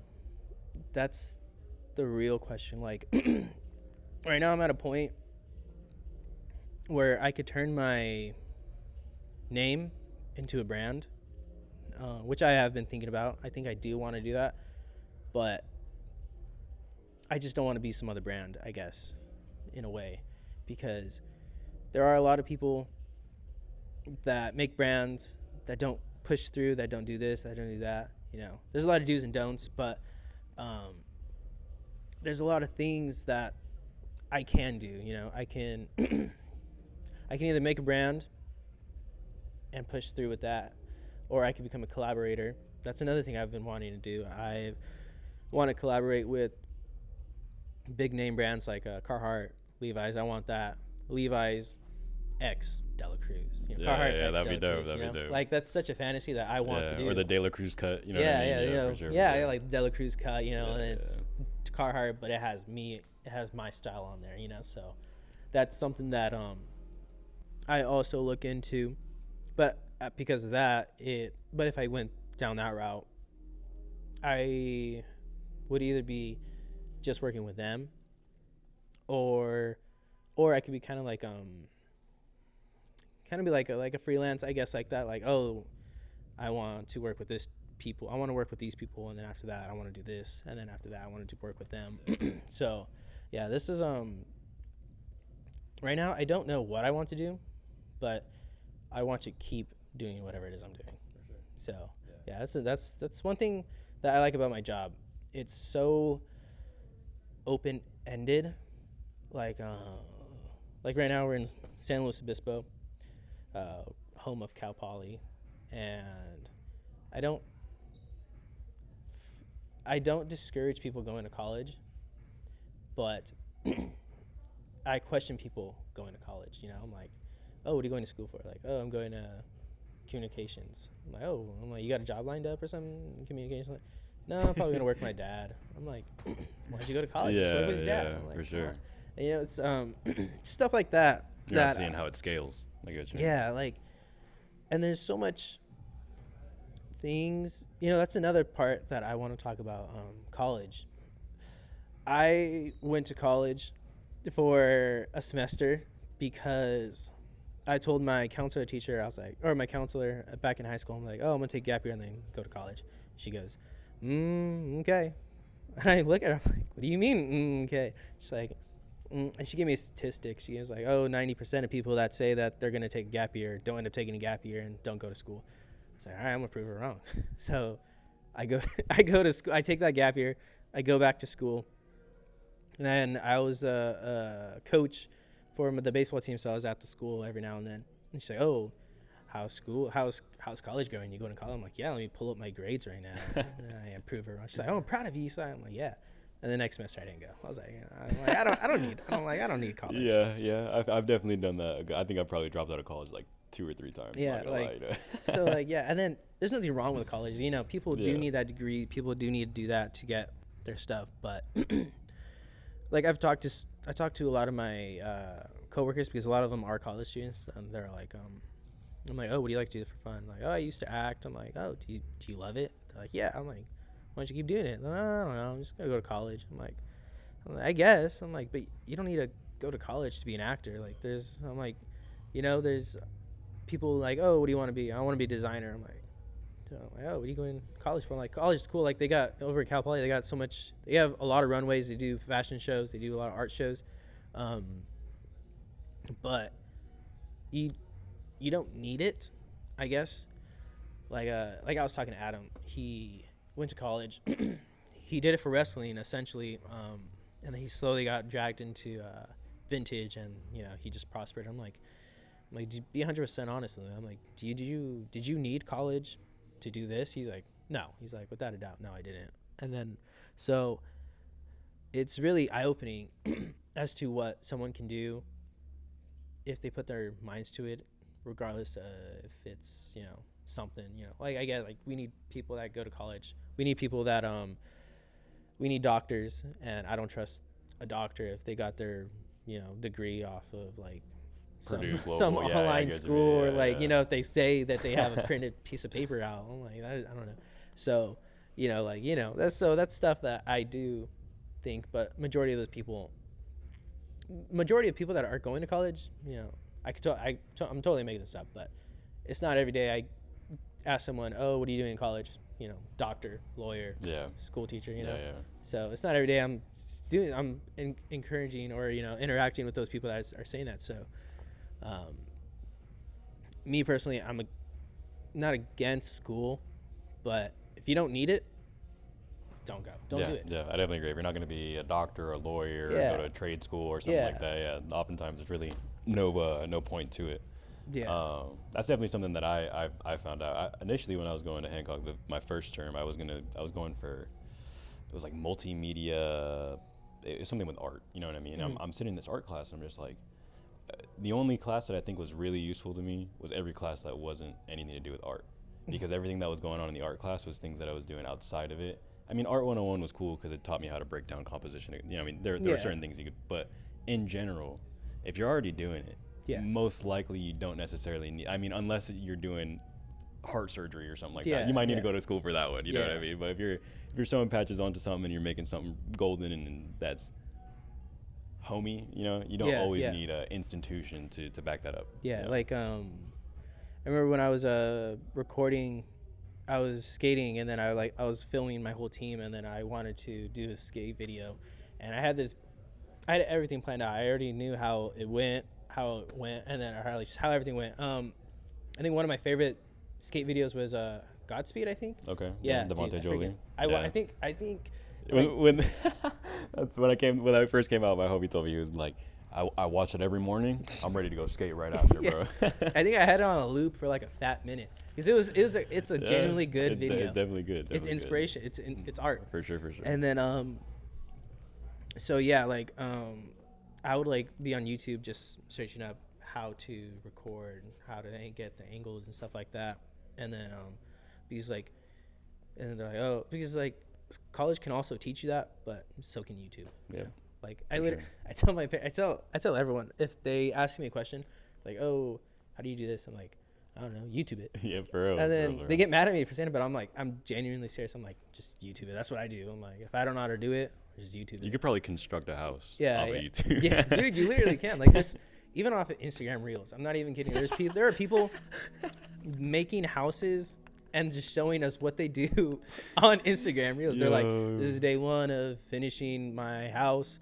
I just put up everything, you know, I just put up the drywall and now I'm doing this. And they're teaching us, you know, they're scorching it, they're doing that, they're marking it, and then they do it. And then I was like, dude, this is so cool. Like, you know, like even though it sounds stupid, like, but it's true. That's how, I think that's how it started with my tote bag. I saw someone, I don't remember how it went, but I was just literally just doom scrolling. And, and then I saw a video that gave me inspiration. I was like, oh, you know, that's pretty cool. Or it was sewing. It was a sewing video. I was like, oh, sewing, that's pretty cool. I like that. And then I started walking in the mall. I saw jeans. I'm like, oh, that's nice. I like that. And then I got into tote bags for whatever reason. I'm like, oh, what if I make my own tote bags out of jeans? You know, I got that YouTube video, or I got that Instagram video of sewing, and then I got those jeans that I really liked, and then I put them together. You had your idea and you scaled it. Yeah. You know what I mean? So, 100%. you know, it's inspiration. I got those three things and I put it into one, you know? So it's something that is really crazy to think about. And look where it led you. You Yeah. know what I mean? Look where it led you. No, yeah. It's really crazy. Like even being able to think about how far I've come, you know, like started off as a reseller, started off knowing nothing. And then I pivoted into a direction of where I think I want to go. You know, I narrow it down, and then it slowly brings me into something that I want to do. Like, I don't know what I want to do, but I know that without a doubt, whatever it is I do, whatever it is I'm going to do, it was meant to be, you know? So yeah. There you go. Well, that's all the questions that I had. We're running for about an hour and 14 minutes currently. That was a very good conversation. Do you still want to spin around and interview me? Yes, sir. All right. Yes, sir. I love to interview you. We're gonna change it around. Alrighty. I'm nervous, like my first interview. I've never been sir. interviewed before. Wow, it's like intimidating from this side, for real, bro. I know, right? Now it's more relaxing over here. I don't know why. Yeah. All right. Your name is Dominic Brito. Dominic Brito. Dude, I freaking love your last name. I remember in baseball back when we were in Little League on West Side, Bo, I was friends with Bo, and he would say your name. I'm like, Brito? I'm like, Burrito? He's like, no, it's Brito. I'm like, it's your name. I'm like, oh, that's sick. I'm like, who's this kid? And I saw you. I was like, oh, frick. That's and funny. Then, That's funny. Hey, shout out Bo. Bo Garcia. Jacob Garcia, Yeah, real name. He doesn't like that, but, you know, Bo Garcia. Yeah, no, he's a homie. Rest in peace, Butch, by the way. I Yes, love the sir. Butch. You know what I mean? I'm definitely paying my condolences Yes, sir. there. Love the but man. yeah, no, it's funny that we go that far back. You know what I mean? Yeah, Really yeah, funny. I know. It's crazy how we just have passed by each other. Yeah, well, and somehow it's come full circle because I work on clothes, you work on clothes. You know what I mean? Yeah. Different medias like that. Yeah. You know? Yeah, you know, it's funny initially. So right now, what I got going on, we got obviously Tab 54 magazine, but I'm starting a clothing company called Christine. Wait, what is it called? Called Christine. Christine. Christine. I got it. Okay, I like that. It's my mom's name. I love it.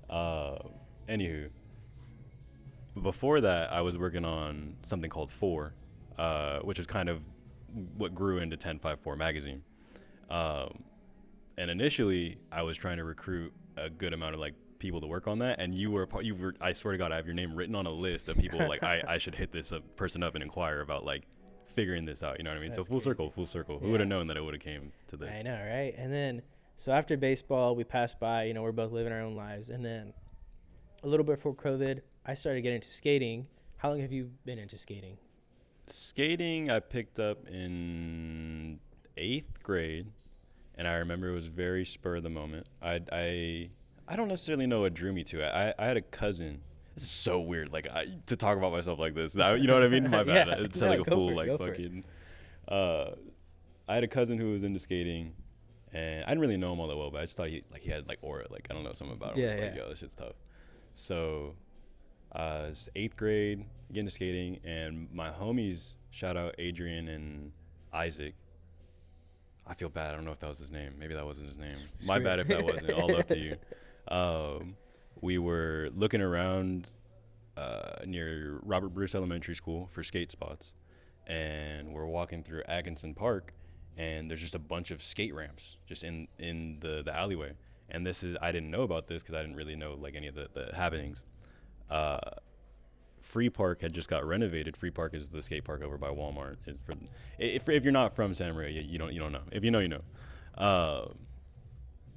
Free Park had got renovated, and all the old ramps got moved to Atkinson Park. So the first day that I ever went skating, I just stumbled across just this random skate park, and it was just such like a mythical, like, oh my God, like I just, you know what I mean? And I fell in love with it after that. You know what I mean? Next day, go back to the skate park. I met who would be I don't know if you know who the FP Mob is. That was there's a graffiti group now called FPM, which is Free Park Mob, but before that there was another group called Free Park, which was compiled of people like Cisco, Just Kate Chris, Them, yeah. like I grew up idolizing them, and that's kind of Me too.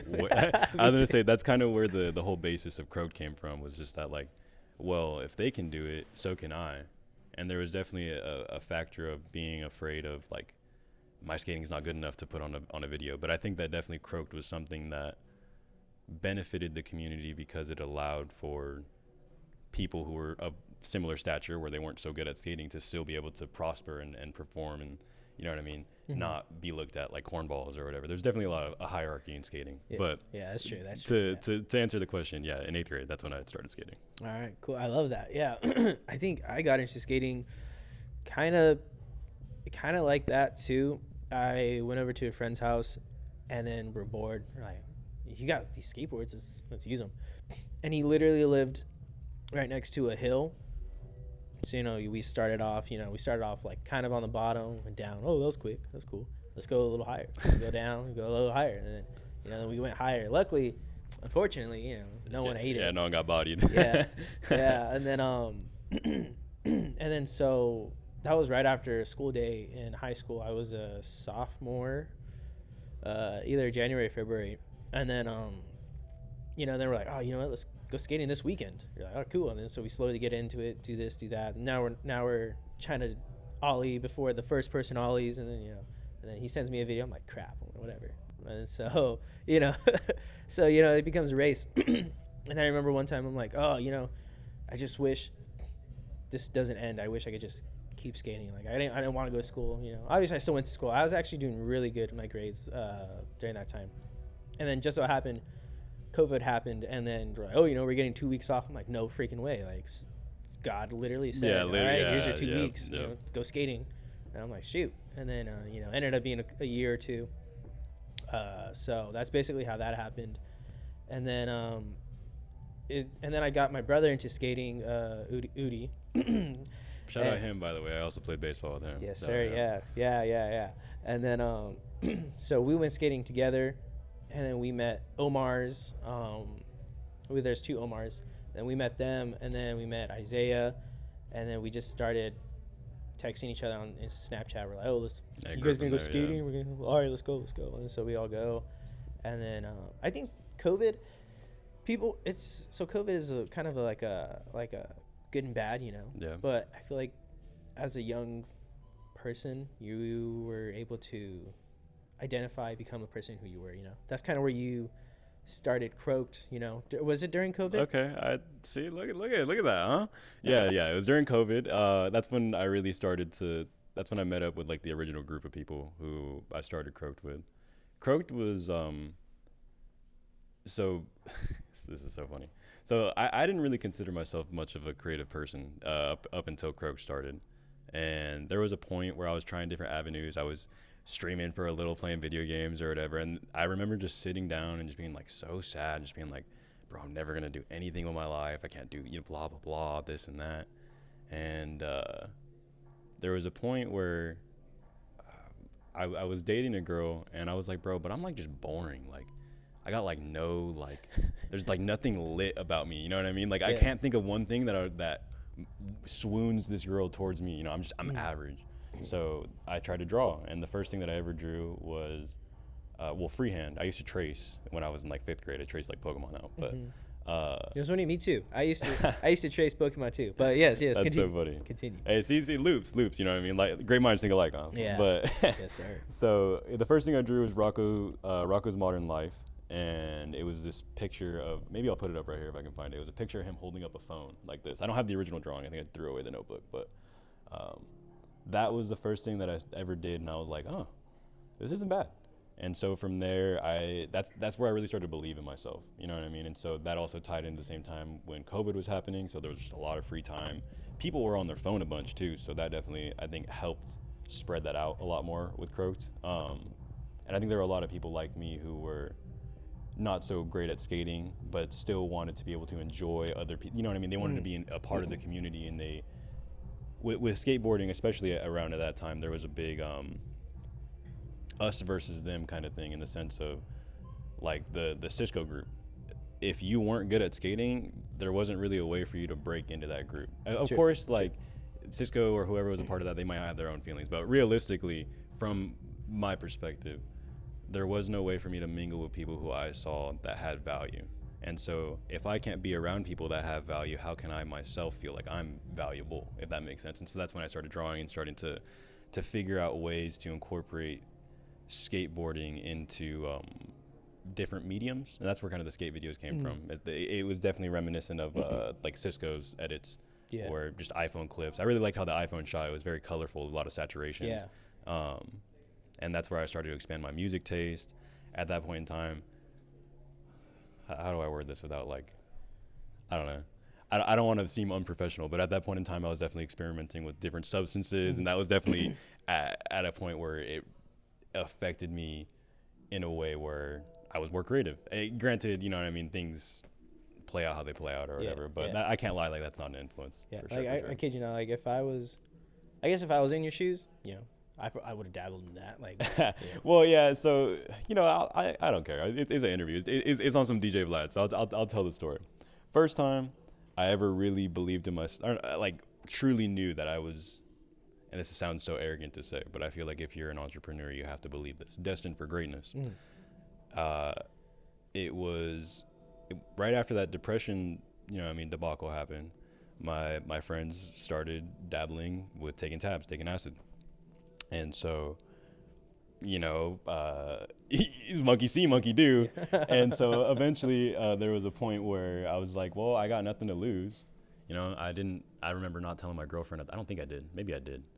But that was a big risk for me. And I didn't know how it was going to affect me. But it changed my entire perspective of not necessarily the world, but just what life could be. You know, I was so encapsulated in this idea of just like being the loser. Like growing up, I was always a loser. I was the last one picked on the team. You know what I mean?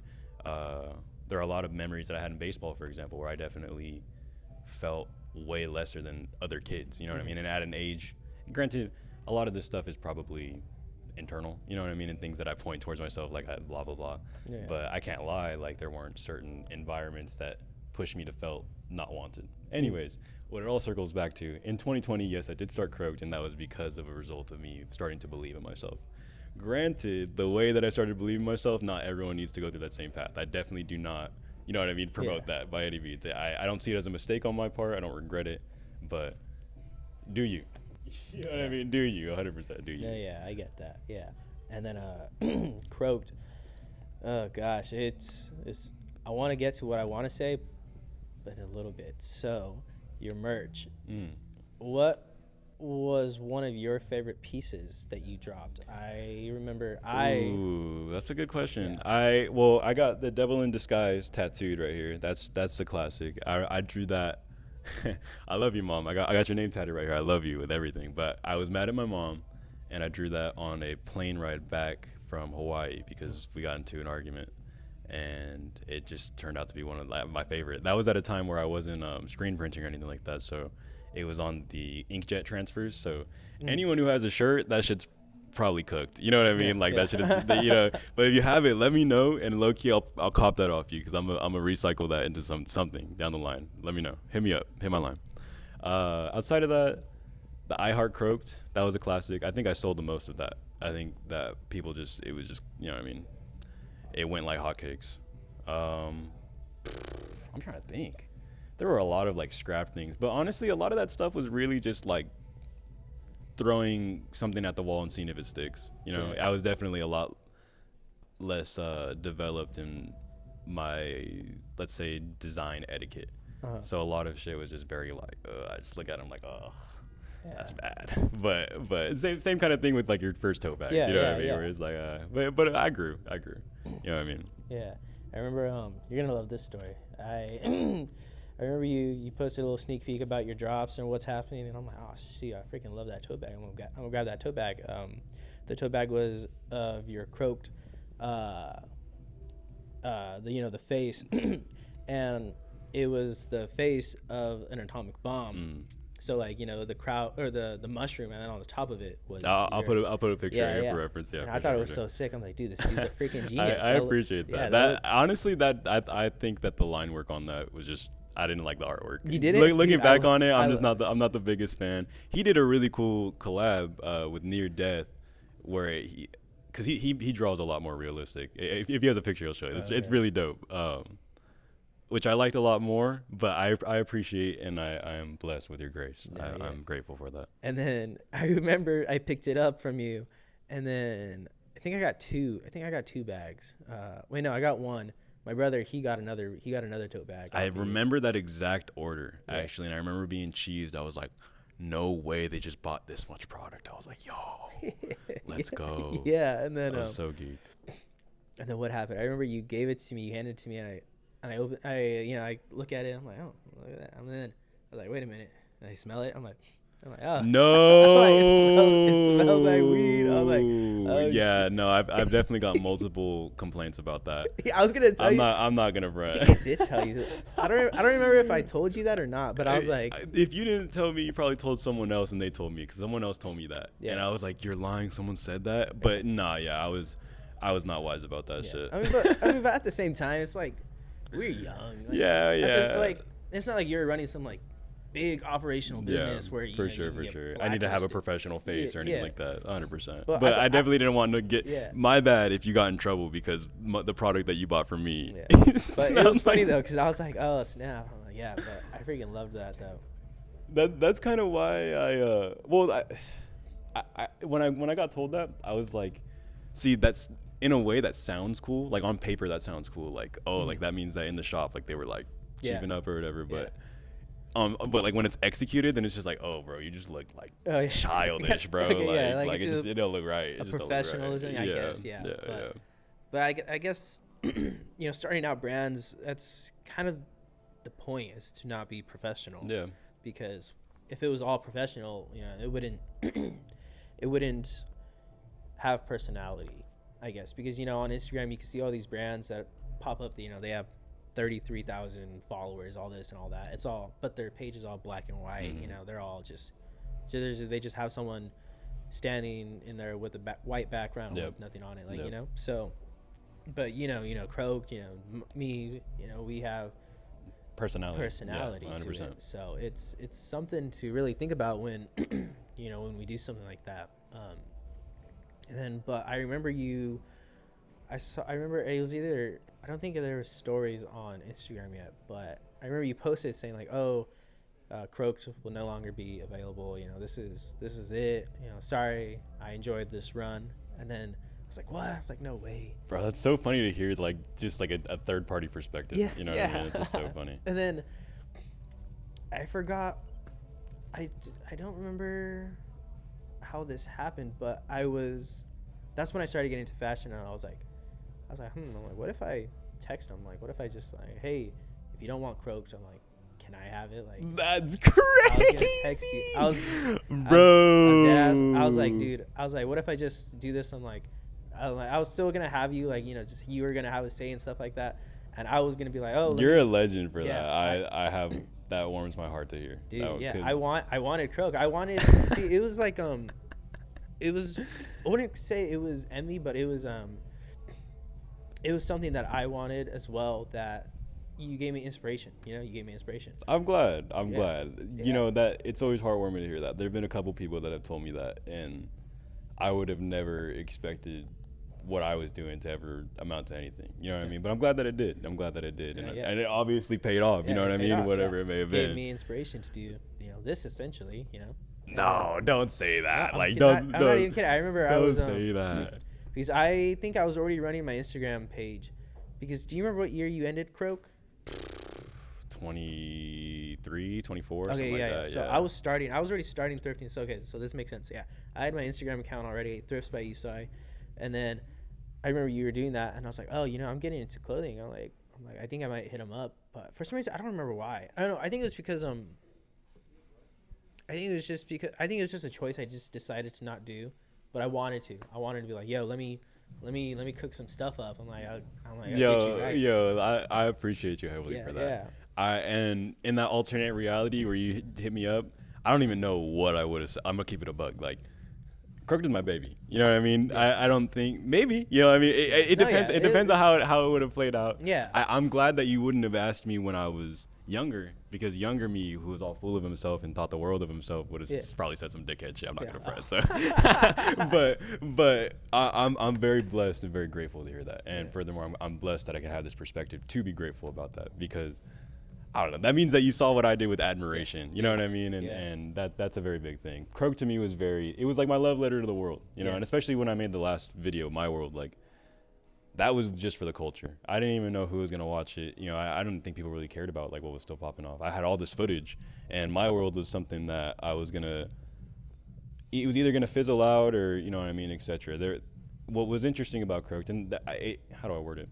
There's no way to talk about this era and the way Croaked played out without mentioning, in the middle of Croaked, we had to let go of somebody, you know what I mean, because of something that happened. And that was definitely a really big detriment to the growth of it, because Croaked started as this group of really young kids skating, and, you know what I mean, like, there was nothing more than these 15, 16-year-olds all in a group or whatever. But after that situation happened, the original group of Croaked, we kind of stopped hanging out as much, and I had to, well, the clip still had to be filmed, you know, so that's when I started incorporating people like Ralph the Mayor, Ishan Rex, Julio Waves, shout out Julio Waves. But I was just hanging out with older cats, and so if you notice, My World is kind of split into 3 parts: the part with the youngins, the part in the middle with, you know what I mean, when it was starting to evolve and I was starting to film more heavily. I had my GL2 camera, you know what I mean, I was starting to experiment, and then the end with that animation part, that was kind of like, again, my love letter to the world, where it was just like, this is over, but I'm glad that we all enjoyed it while it was here. You know what I mean? Because I think it was a net positive for the community of Santa Maria. You know I what agree. mean? Yeah, it was. Yeah, I remember those Croak jams too. I believe you did 2, if I'm not mistaken. I only did 1. You did 1. A fun fact about that. That was at ATK, right? That was ATK. It was originally meant to be on the 31st of October. This is all love. At the time, I was definitely pissed off about this, but it was supposed to be on the 31st of October. I was trying to get in contact with Fat Pile. You know Fat Pile, Yeah, I'm yeah, sure. Fat Pile. But they're, you know, older heads. You know, Yeah. I didn't have any connect, so I hit up Cisco, and I'm like, yo, hit up Fat Pile. Let me know what the deal is. I want to get them as like a sponsor, because I had what do we have, like 5 or 6 different sponsors or something like that. Well, where were you? Were you in Mexico? Because you weren't there, and I was so sad about it. I don't remember what was going on. He wasn't there. He was a sponsor though, and that was really cool, because that was our first experience of making clothes together. You know what I mean? But so my bad. What was I saying? I low-key forgot that. Croak Jam. Oh, okay. So anyways, yeah. So I hit Cisco up and I'm like, hit up Fat Pile. Let me know what the deal is. And then a couple of days later, I see a flyer, Fat Jam 6 on October 31st. I'm like I'm heartbroken. You know what I mean? I'm like, bro, Cisco is my idol. Like, I'm like, how can they do me like this? Yeah. I was so like ego bound. It was so like, oh, like they did me. I don't think that they really did me dirty on purpose. And even if they did me dirty on purpose, like it's not that big of a deal. I was definitely salty about it. Fat Pile, when Croak Jam happened, came through, gave out patches, gave out stickers. And fun fact, shout out Alexis for talking me out of this. But they gave me those patches, and Alexis walks up to me. He's like, "You gonna give them out?" I'm like, fuck them, man. Like, I ain't gonna promote their shit, like, blah, blah, blah. And Alexis looks at me dead ass and says, "It's so cold." He's like, "You are literally limiting the amount of product that you're gonna be able to give out to these people because you don't like them." And when he said that, I was like, damn, you're right. Like, I'm tripping. So I gave out the patch, and it was cool. There's a cool picture of John with one of those patches. It was cool. It was a cool time. I'm blessed that everyone came through. But that's why what was my introductory to business being a little bit more cutthroat, you know what I mean, even on a small scale like that. And so that's why I asked you about that. This is an industry, you know what I mean? This isn't just small town Santa Maria skate scene shit. Like there's bigger figures on the line. I like that. That's a good way to put it. I didn't know that part. That's yeah. So but thank you. I've never had the platform to say any of this. I didn't, who knows, who cares about this. All love to all parties involved. I'm sorry if me telling this story makes you feel any type of way, but that's just how the way it played out. I got love. I'm glad it played out the way it played out. And thank you for asking me about that. Yeah, of course. And then I remember I was there at the jam. You had stencils out. Yep. And I think, and we're just all jamming at ATK. It was a big turnout. It was. I didn't know what to expect. We had never done something like that. Yeah. Well, yeah, of course, especially doing something like that where you need people, where people are coming out, you're promoting something, so you just don't know what's going to happen. Even if, like me personally, I always expect the lowest of low just so I don't get my feelings hurt. Yeah. And then, like tomorrow I have a market coming out. Like, all I want to do is just make my money back. Like, I'm gonna be there Sunday. Be there Sunday. So, we gonna pop if out. I make profit, I make profit. But, that's my expectation. Even though you should be like, oh, I need to do this, I need to do that. Sometimes it just doesn't turn out to be this or that. So, that idea of under promise, over deliver. You know what I mean? You don't want to over promise yourself and then under deliver. Yeah. So, and then, but with the stencils, I remember I got my board, and then I don't know who told me, but someone's like, oh yeah, when you use the stencil, just go light on the spray, so you don't make it so it doesn't get wet or whatever. It's because, like, if you overuse the stencil, it gets spotty. Yep. Yeah. And then I was like, okay. I never used it. I'm like, how do I do it? They're like, you just spray it. I'm like, this dude. so I do it, and then I take out the stencil, and then I spotted it. I'm like, oh well, it still looks good. That's funny. Yeah, that's funny. Yeah, I still have that board. I'll take a picture dope. of it. Yeah, hell yeah, that's awesome. And then that was a good idea. I wasn't really sure how that was gonna flesh out. Honestly, I don't even remember the idea of bringing the stencil. I don't know whose idea that. I don't remember it, but I do remember it being there. I remember. I remember there were a couple people who did that, and I was like, "Damn, you gooped it," and then I would just walk away. And it's so funny to think about that because that's like their only like interaction with me. It was fun at that time though, being a little celebrity. You know what I mean? People knowing who I was. Fun. Yeah, it was definitely fun. Yeah, shoot, that was pretty cool. Yeah, I remember my brother. I guess at that point, so I kind of brought him into skating, but then he really was into the culture. I was just more of like, I just want to be with my friends. I just want to go skate. For sure, something for you to do. Yeah. And then, but he was really into Fat Pile. He was into Croaked. He was into Lovely. Do you remember that? What's funny is how you're saying like, in a way I inspired you. That's something that Gavin told me at the same time. He was like, I saw you in the Lovely shirt. I saw that. That was gonna be a question that I had, but I wasn't sure how to tie that in. Shout out Lovely. Shout out Gavin Pankratz. We need to see more Lovely. I haven't seen Lovely in a minute. You know what I mean? But you were saying, my bad. Like Lovely. Speaking of Lovely, since we're on that topic, my brother knew him because of school, private school. I don't know if if that hurts his profile or whatever. But yeah, Gavin went to a private school. But yeah, and then I like this, just the small brands, and then just how people portrayed themselves. Yeah, Like yeah. I loved Lovely, I loved Croaked, and then so I repped Lovely. Lovely was the first brand that I was intimidated by. Yeah. Because Croaked kind of in a way had a monopoly on the skate market share, let's say, because there was no one else competing with me. Yeah, it's And true. so Gavin is cracked at skating, better than me. I'm chopped. You know what I mean?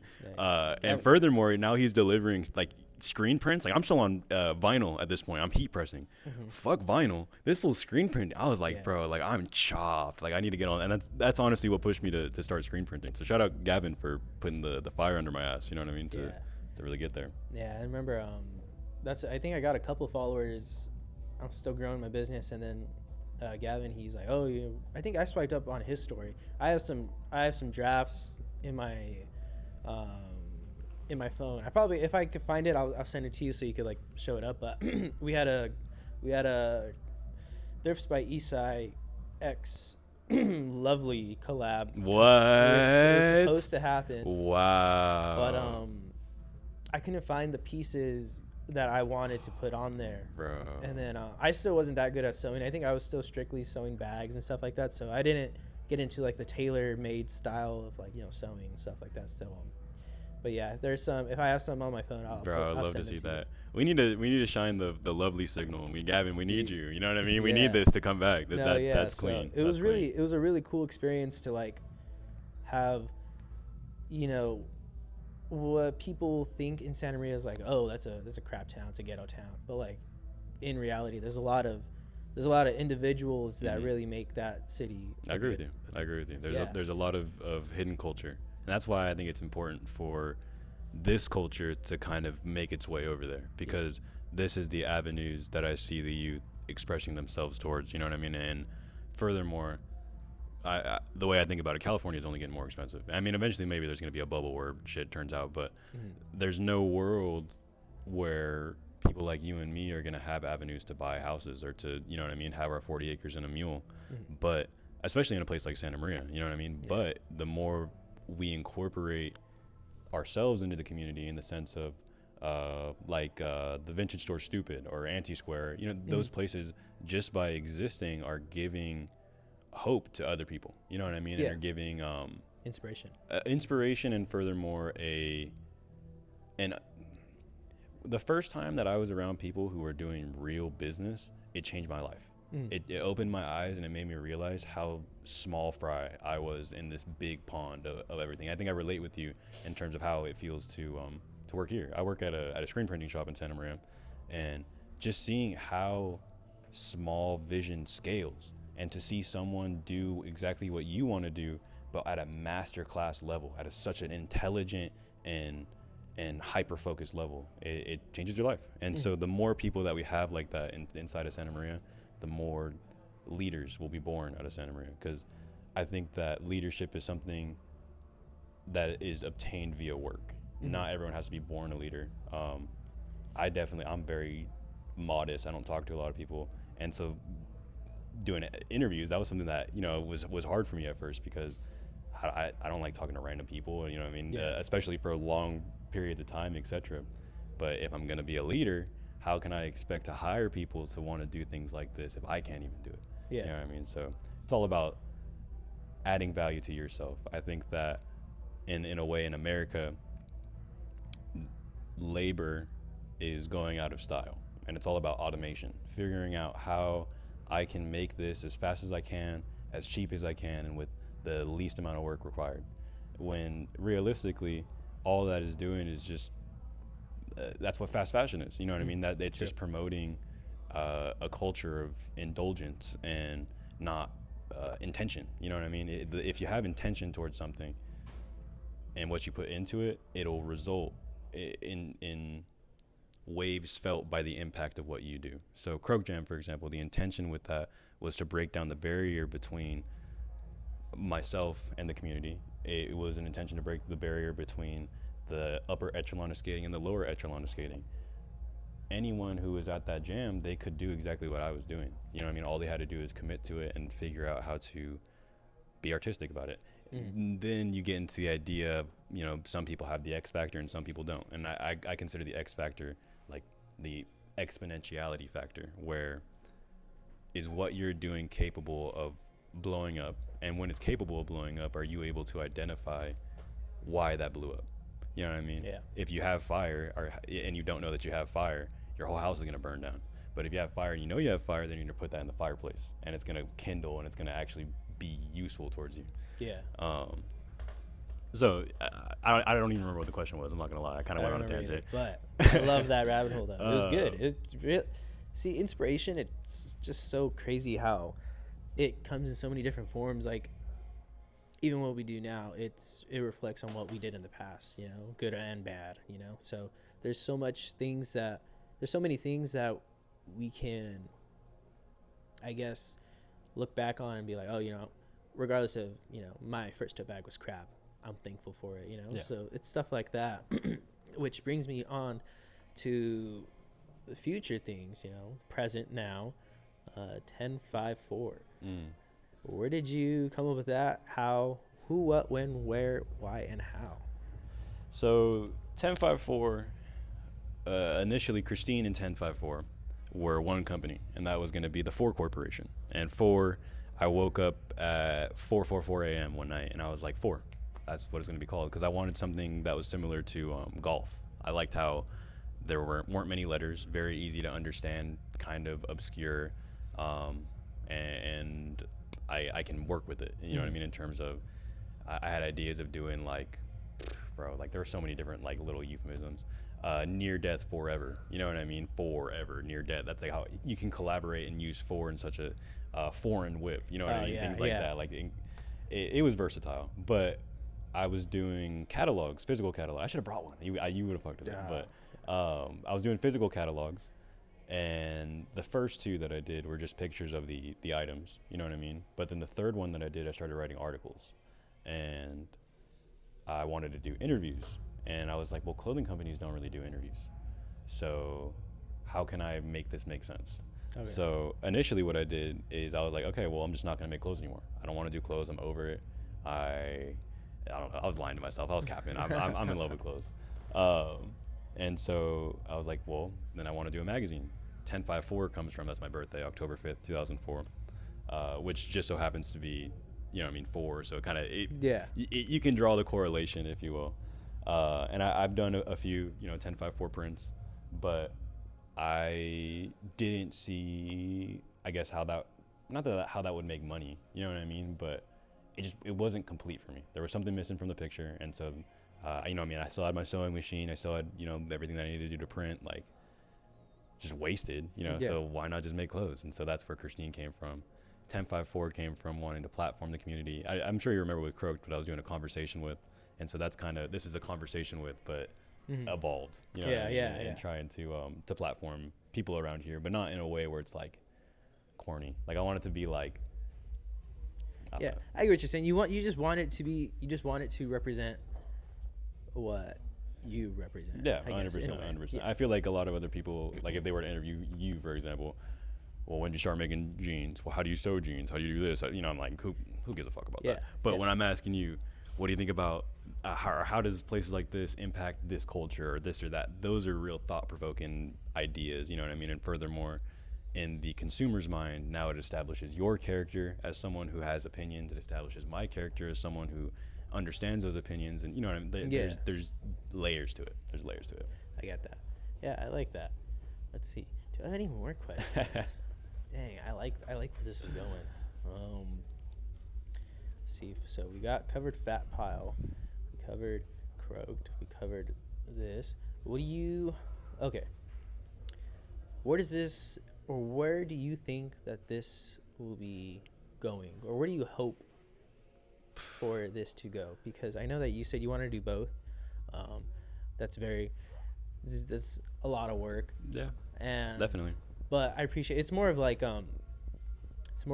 what you're doing is you're doing a lot of, in a way, capturing a lot of what 10-5-4 is. You're just capturing a lot of it and you're putting it down. You're recording it because I see this going well, I mean, this sounds corny, bro, but I'm either going to die doing this or I'm gonna get rich. There's nothing else that since I was 15 years old, this is all I've done. I plan to take over this whole area. I don't think anyone. I don't know. I don't. How do you say this without sounding arrogant? I'm very confident in myself. I'm very. Not that I know what I'm doing, but I'm taking steps to get there. You know what I mean? And I see it scaling on. I want to have a store like this. I want to have clothes sold in a store like this. I want to have everyone know me and me know them, and it be a bigger web, because that web has yet to be established in communities like mine, or communities. I mean, maybe less here. You know what I mean? There are figureheads here. You know what I mean? But there aren't any Adams or Jeffs in Santa Maria. You know what I mean? Like it's who's a representative of Santa Maria? You know what I mean? No one's really like no one really has that spot yet. And so that's kind of what I'm trying to establish is making a way for people, not necessarily who are like me, but my job in my mind is to put it all together, to be able to provide a network of people, to supply people like you to move forward, if that makes sense. So that's kind of where I see it going. It's just I think that's what I was put on this earth to do, is to help people. You know what I mean? And the way that I help people is through either my ideas or XYZ. You know, me skateboarding seemed to help you in some type of way, or Gavin, or, you know, so I've been blessed with this opportunity to do that. And so that's why I spend day in, day out doing that. You know what I mean? Like there have been times where, bro, I'll spend my last $100 at the binge or something like that for sewing.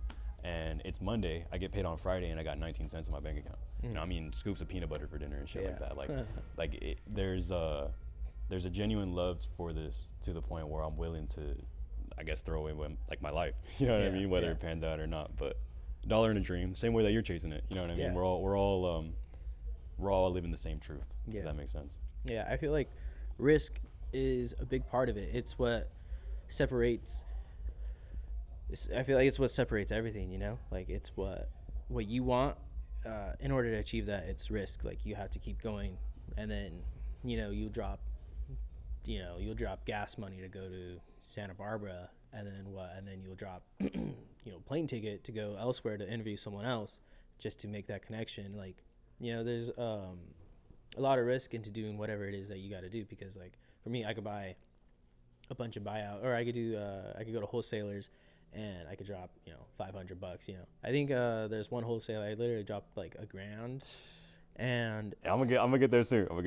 Yeah, and so, I make my, like, eventually, like, just looking at your bank account, you have 1,000, now you don't, and you're like, what a beautiful accomplishment, though, for you to be able to say that you bought $1,000, and not even that you bought $1,000 of whatever fucking schmeck. You bought $1,000 from someone who knows what they're doing, and you know what you're gonna do with that $1,000. Like, people like you are going to be people who set futures up for people down the line, if that makes sense. You know what I mean? Like, never doubt that. You know what I mean? Ambition doesn't always equal competence, but ambition is the first step to competence, and competence is what promotes success. You know what I mean? Yeah. And I feel like it also, as someone, you and I, as someone who is trying to become something and do something, I know that, what is the word I'm looking for? I am someone that's like a mentor. We are both so young. You were 15, making croaked, and you looked up to people. Fat pile, and then so you're like, oh, can you help me with this? Mentoring. Like, you either get the mentoring or you don't. Luckily, I do, and I swear I'm holding on to it for as long as I can, because mentoring is such a good thing. Like, Adam gave me advice, and I just stick with it. And then so luckily you and I are able to have that mentorship and be able to hold on to it, and with that, we can take what we have and do what we want, because I know that there's some people that don't have mentors, and then they end up going down the road, becoming something else, and whether it's good or bad, it can mislead them. But with a mentor, we could definitely be doing something with that. And then with that being said, do you have a mentor in a way with this 1054 moving on? Well, A personal mentor, no. Like I don't really talk to nobody. I think in a lot of ways I've always embodied the character of the boss.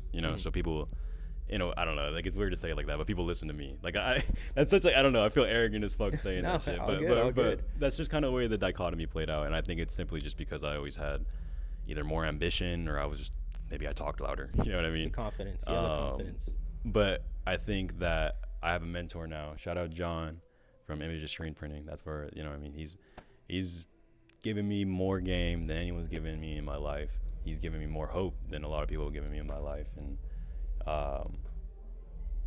the same way that Adam is to you. You know what I mean? That's kind of like John is the same way for me. Where he's just like, if someone's gonna push you, you know what I mean? They'll push you, but only if you push towards them. You know what I mean? They're not gonna push you without any kind of ambition, and that's the way it should be. You know what I mean? I definitely take a lot of leadership qualities from other people, and in a way I don't want to say I borrow them, but I apply them. You know what I mean? Yeah. In a similar facet. Yeah. For sure.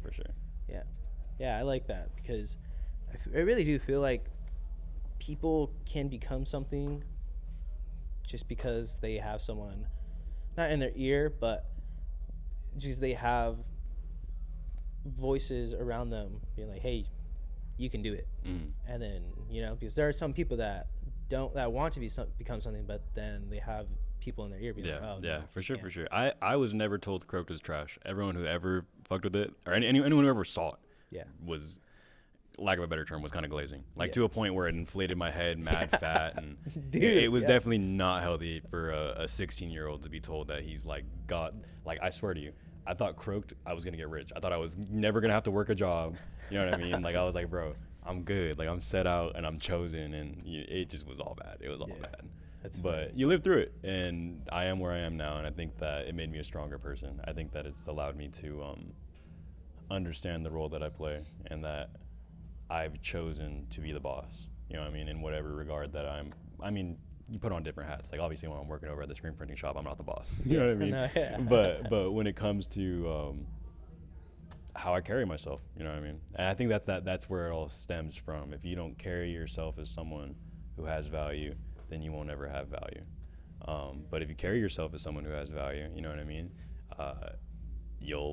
Even if you have to fake it, you know what I mean? Eventually the value will come to you in whatever regard that may be. Yeah. Everyone has different facets in terms of how they are going to make their claim to this world and how they're going to help everyone. My facet just happened to be clothing and, digital media or whatever. I don't even know what to call it. I just I like talking to people. You know what I mean? So, which is kind of a contradiction to me being a little bit more modest and shy. I don't like talking to a lot of people, but in formats like this, you know what I mean? Yeah. For some reason, having a camera in front of certain people and making things about business, it just promotes the whole interaction to be positive. You know what I mean? And we're talking about things that actually matter as opposed to I don't know. But who says what actually matters? Maybe what we're talking about doesn't matter. You know what I mean? No, yeah, I get what you're it's saying. all up in the air. It's all up in Yeah. the air, and it's all for the love of the game. Maybe that's what it is. The intention of love is what makes it special and why people like it. You know what I mean? The same way like these jackets. Hey, keep an eye on these. Y'all, these are gonna go. You know what I mean? Y'all gotta hop on this shit. DLC Denim, De La Cruz. Y'all already know. But it's been a crazy ride. This is just the beginning. You know what I mean? I'm gonna say this on camera. I hope that this interview is a stepping stone for me to be more entwined in this area, because I'm really trying to bring this area over there, and I think that I have vision. You know what I mean? And if you don't believe in your vision, then how are you going to expect someone else to believe in your vision? That's You true. know what I mean? Yeah, there's a lot of people over here that I think are willing and are accepting to do interviews and stuff like that. So you just got to look out for them. Yeah. Hidden culture, like what you said. I'm going to use that, by the way, hidden culture. It's going to be like some kind of big drop, and it's just going to be whatever it is. I'm definitely stealing that. Gosh, I might even change my username to that. Anyways, yeah. But yeah, I like what you're doing. It's crazy to think that someone wants to hear about other people's stories, because I feel like in a world where it's always me, How am I special? I how get what am you I mean. special? Like how you're saying, like I deserve this, like I'm gonna be rich, doing this, doing that, and so it's like just one of those things where you want to basically just capture the moment and see what they're doing and see how they're doing it. 1000%. And yeah. and to platform that person to however many other people will see it. You know what I mean? Yeah. When you blow up, is this your first interview? I feel like this is your first interview. You were you're on Monday Morning Merch. I saw that. I was, yeah. I was that. so nervous. Yeah. Shout out Monday Morning Merch. Shout out Chris Lamone. He's cool. Yeah, I that guy's him. cool. Yeah. Chris Lamone's cool. I see him pretty regularly. But, yeah. yeah, and people are gonna look back. This is gonna be your first interview. You know what I mean? And that's going to always. I don't know. I love watching interviews. I love learning about people, and I feel like a lot of other people do too. You know what I mean? Especially when, I didn't know that there was someone from my city who's sewing just like me. You know what I mean? Yeah. Like there have been so many people who have been like, oh, I didn't know there were other people doing exactly what I did until I saw you doing what you were doing, if that makes sense, or in some kind of same facet. And that's where the connection needs to be built, because that shouldn't be a surprise. You know what I mean? Like we need to have everybody in Santa Maria jump in. We need a million different, like, because there's just so much talent, but there's so much I don't want to, like, Santa Maria is a very self-loathing city. I think that people just live their lives, and then whenever someone is doing something, let's say extracurricular, it's either they're very supportive or they're not. You know what I mean? And it kind of depends on whatever you're doing. You know what I mean? Like if I tell someone I'm going to start streaming, you're cooked. You know what I mean? Like, especially in Santa Maria, if I tell someone you're gonna start, like, you're cooked. You're not blowing up off that. But I sew and I do this and I do that. Now that makes it better. You know what I mean? Like, not necessarily that we gotta be supportive of everybody, but we are victims of our own demise, if that makes sense. So, and sometimes that demise isn't even, how do I word it? It's not over until you stop. Of course, the demise can be from someone else saying something, but the second that you stop, that's when you become a victim of your own demise. You know what I mean? But as people, we need to uplift as opposed to bring down. And not that Santa Maria is like a super hater city. You know what I mean? Some people be hating, some people are whatever. But I think that there's definitely an amount of maybe ignorance isn't the right word, but there's a reason why there's not a lot of vintages in Santa Maria. You know what I mean? There's an amount of it's not necessary. You know what I mean? And if there is going to be a clothing store, it's going to be towards Orchid, because north side of town isn't buying clothes. You know what I mean? Where it's populated by lower income housing. You know what I mean? People who are, if they're going to buy something, it's going to be younger kids, and they're going to buy SDL, or they're going to buy this, or they're going to buy that. Like, not that that's a bad thing, but they're only buying that because the environment that they're in, they've been conditioned to believe that this is the attributes that they should carry.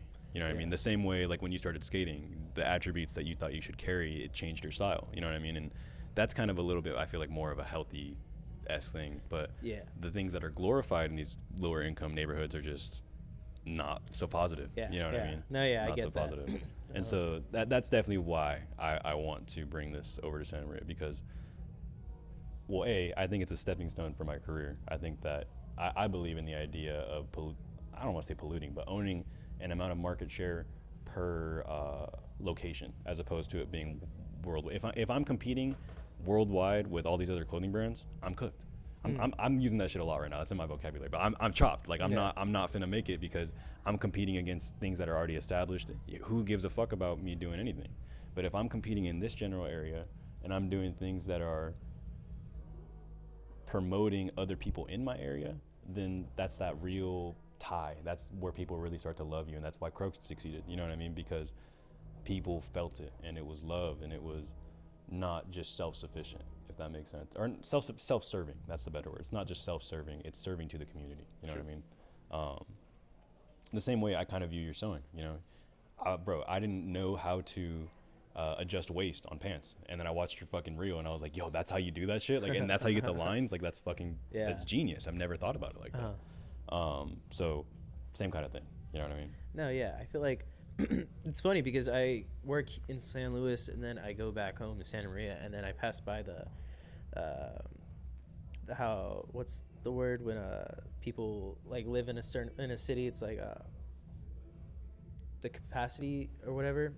It has like the population. Yeah, the population. In San Luis, there's about 50,000 people, but in Santa Maria, there's double that. Yeah, 106.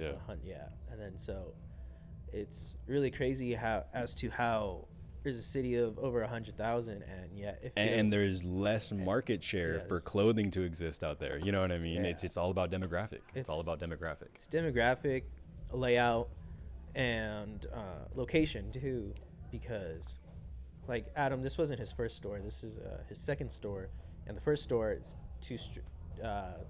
two blocks down to the right.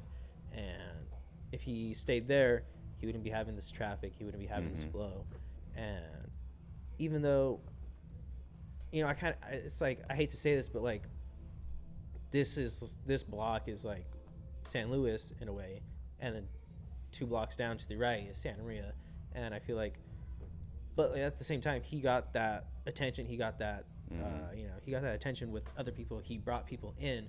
And so I'm not saying it's impossible, but It's an uphill battle. because he was Yeah. able to do it. He was able to succeed. He was able to save money and be like, yo, all right, I need to move to expand to not only just to not better myself, but to better everyone else. You know? So it's something like that. So, population of over 100,000 might feel lonely, but it's because you just haven't found the people that you need. 100%. So- Or those people aren't so vocal there. True. You know what I mean? Yeah. Here, like, you see some fits and you're like, bro, like I would never see that fit in Santa Maria. Yeah. You know what I mean? Like not in 1,000 years I would never see that fit. Like I remember I went to San Francisco for the first time.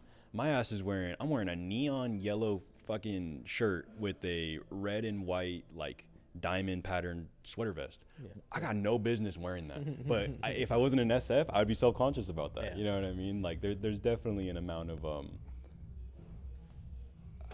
just something different about Santa Maria, something that hasn't been breached, and I think that's what I learned or yearn to do. You know what I mean? Is be Yeah. able to breach that, and maybe that'll happen, maybe it won't. You know what I mean? I think the best way to make God laugh is tell him your plans. You know what I mean? So whatever I'm thinking, I'm just a mere morsel. You know what I mean? I'm not in control of nothing. You know? Yeah, well, I know that over there, I know in Santa Maria right now, there's a lot of food spots are low key blowing up. True. Food trucks are always good. Poppy's Hot Chicken. Poppy's Hot Chicken. Poppy's Hot. Shout out Poppy's Hot. I need to get an interview with Poppy's Hot Chicken. Dude. We since the first interview that I ever done, I was like, we need to interview Poppy's Hot Chicken. Dude, I love everything. everything. Yeah, I remember I went to the food truck, and then a couple weeks later, they're like, oh, we're gonna be. Yeah, like, we in got a the spot. store. We got a spot. I'm like, oh, snap. You know what's dope about Poppy's Hot Chicken? When I ate Dave's Hot Chicken, next day, bro, I'm gone. Like my shit hurts. Like I'm in and out the back. Poppy's Hot Chicken, I'm chilling. Yeah, I'm it's mad good. chilling. I'm mad Good chilling. food. Yes, sir. Shoot. Yeah, I think.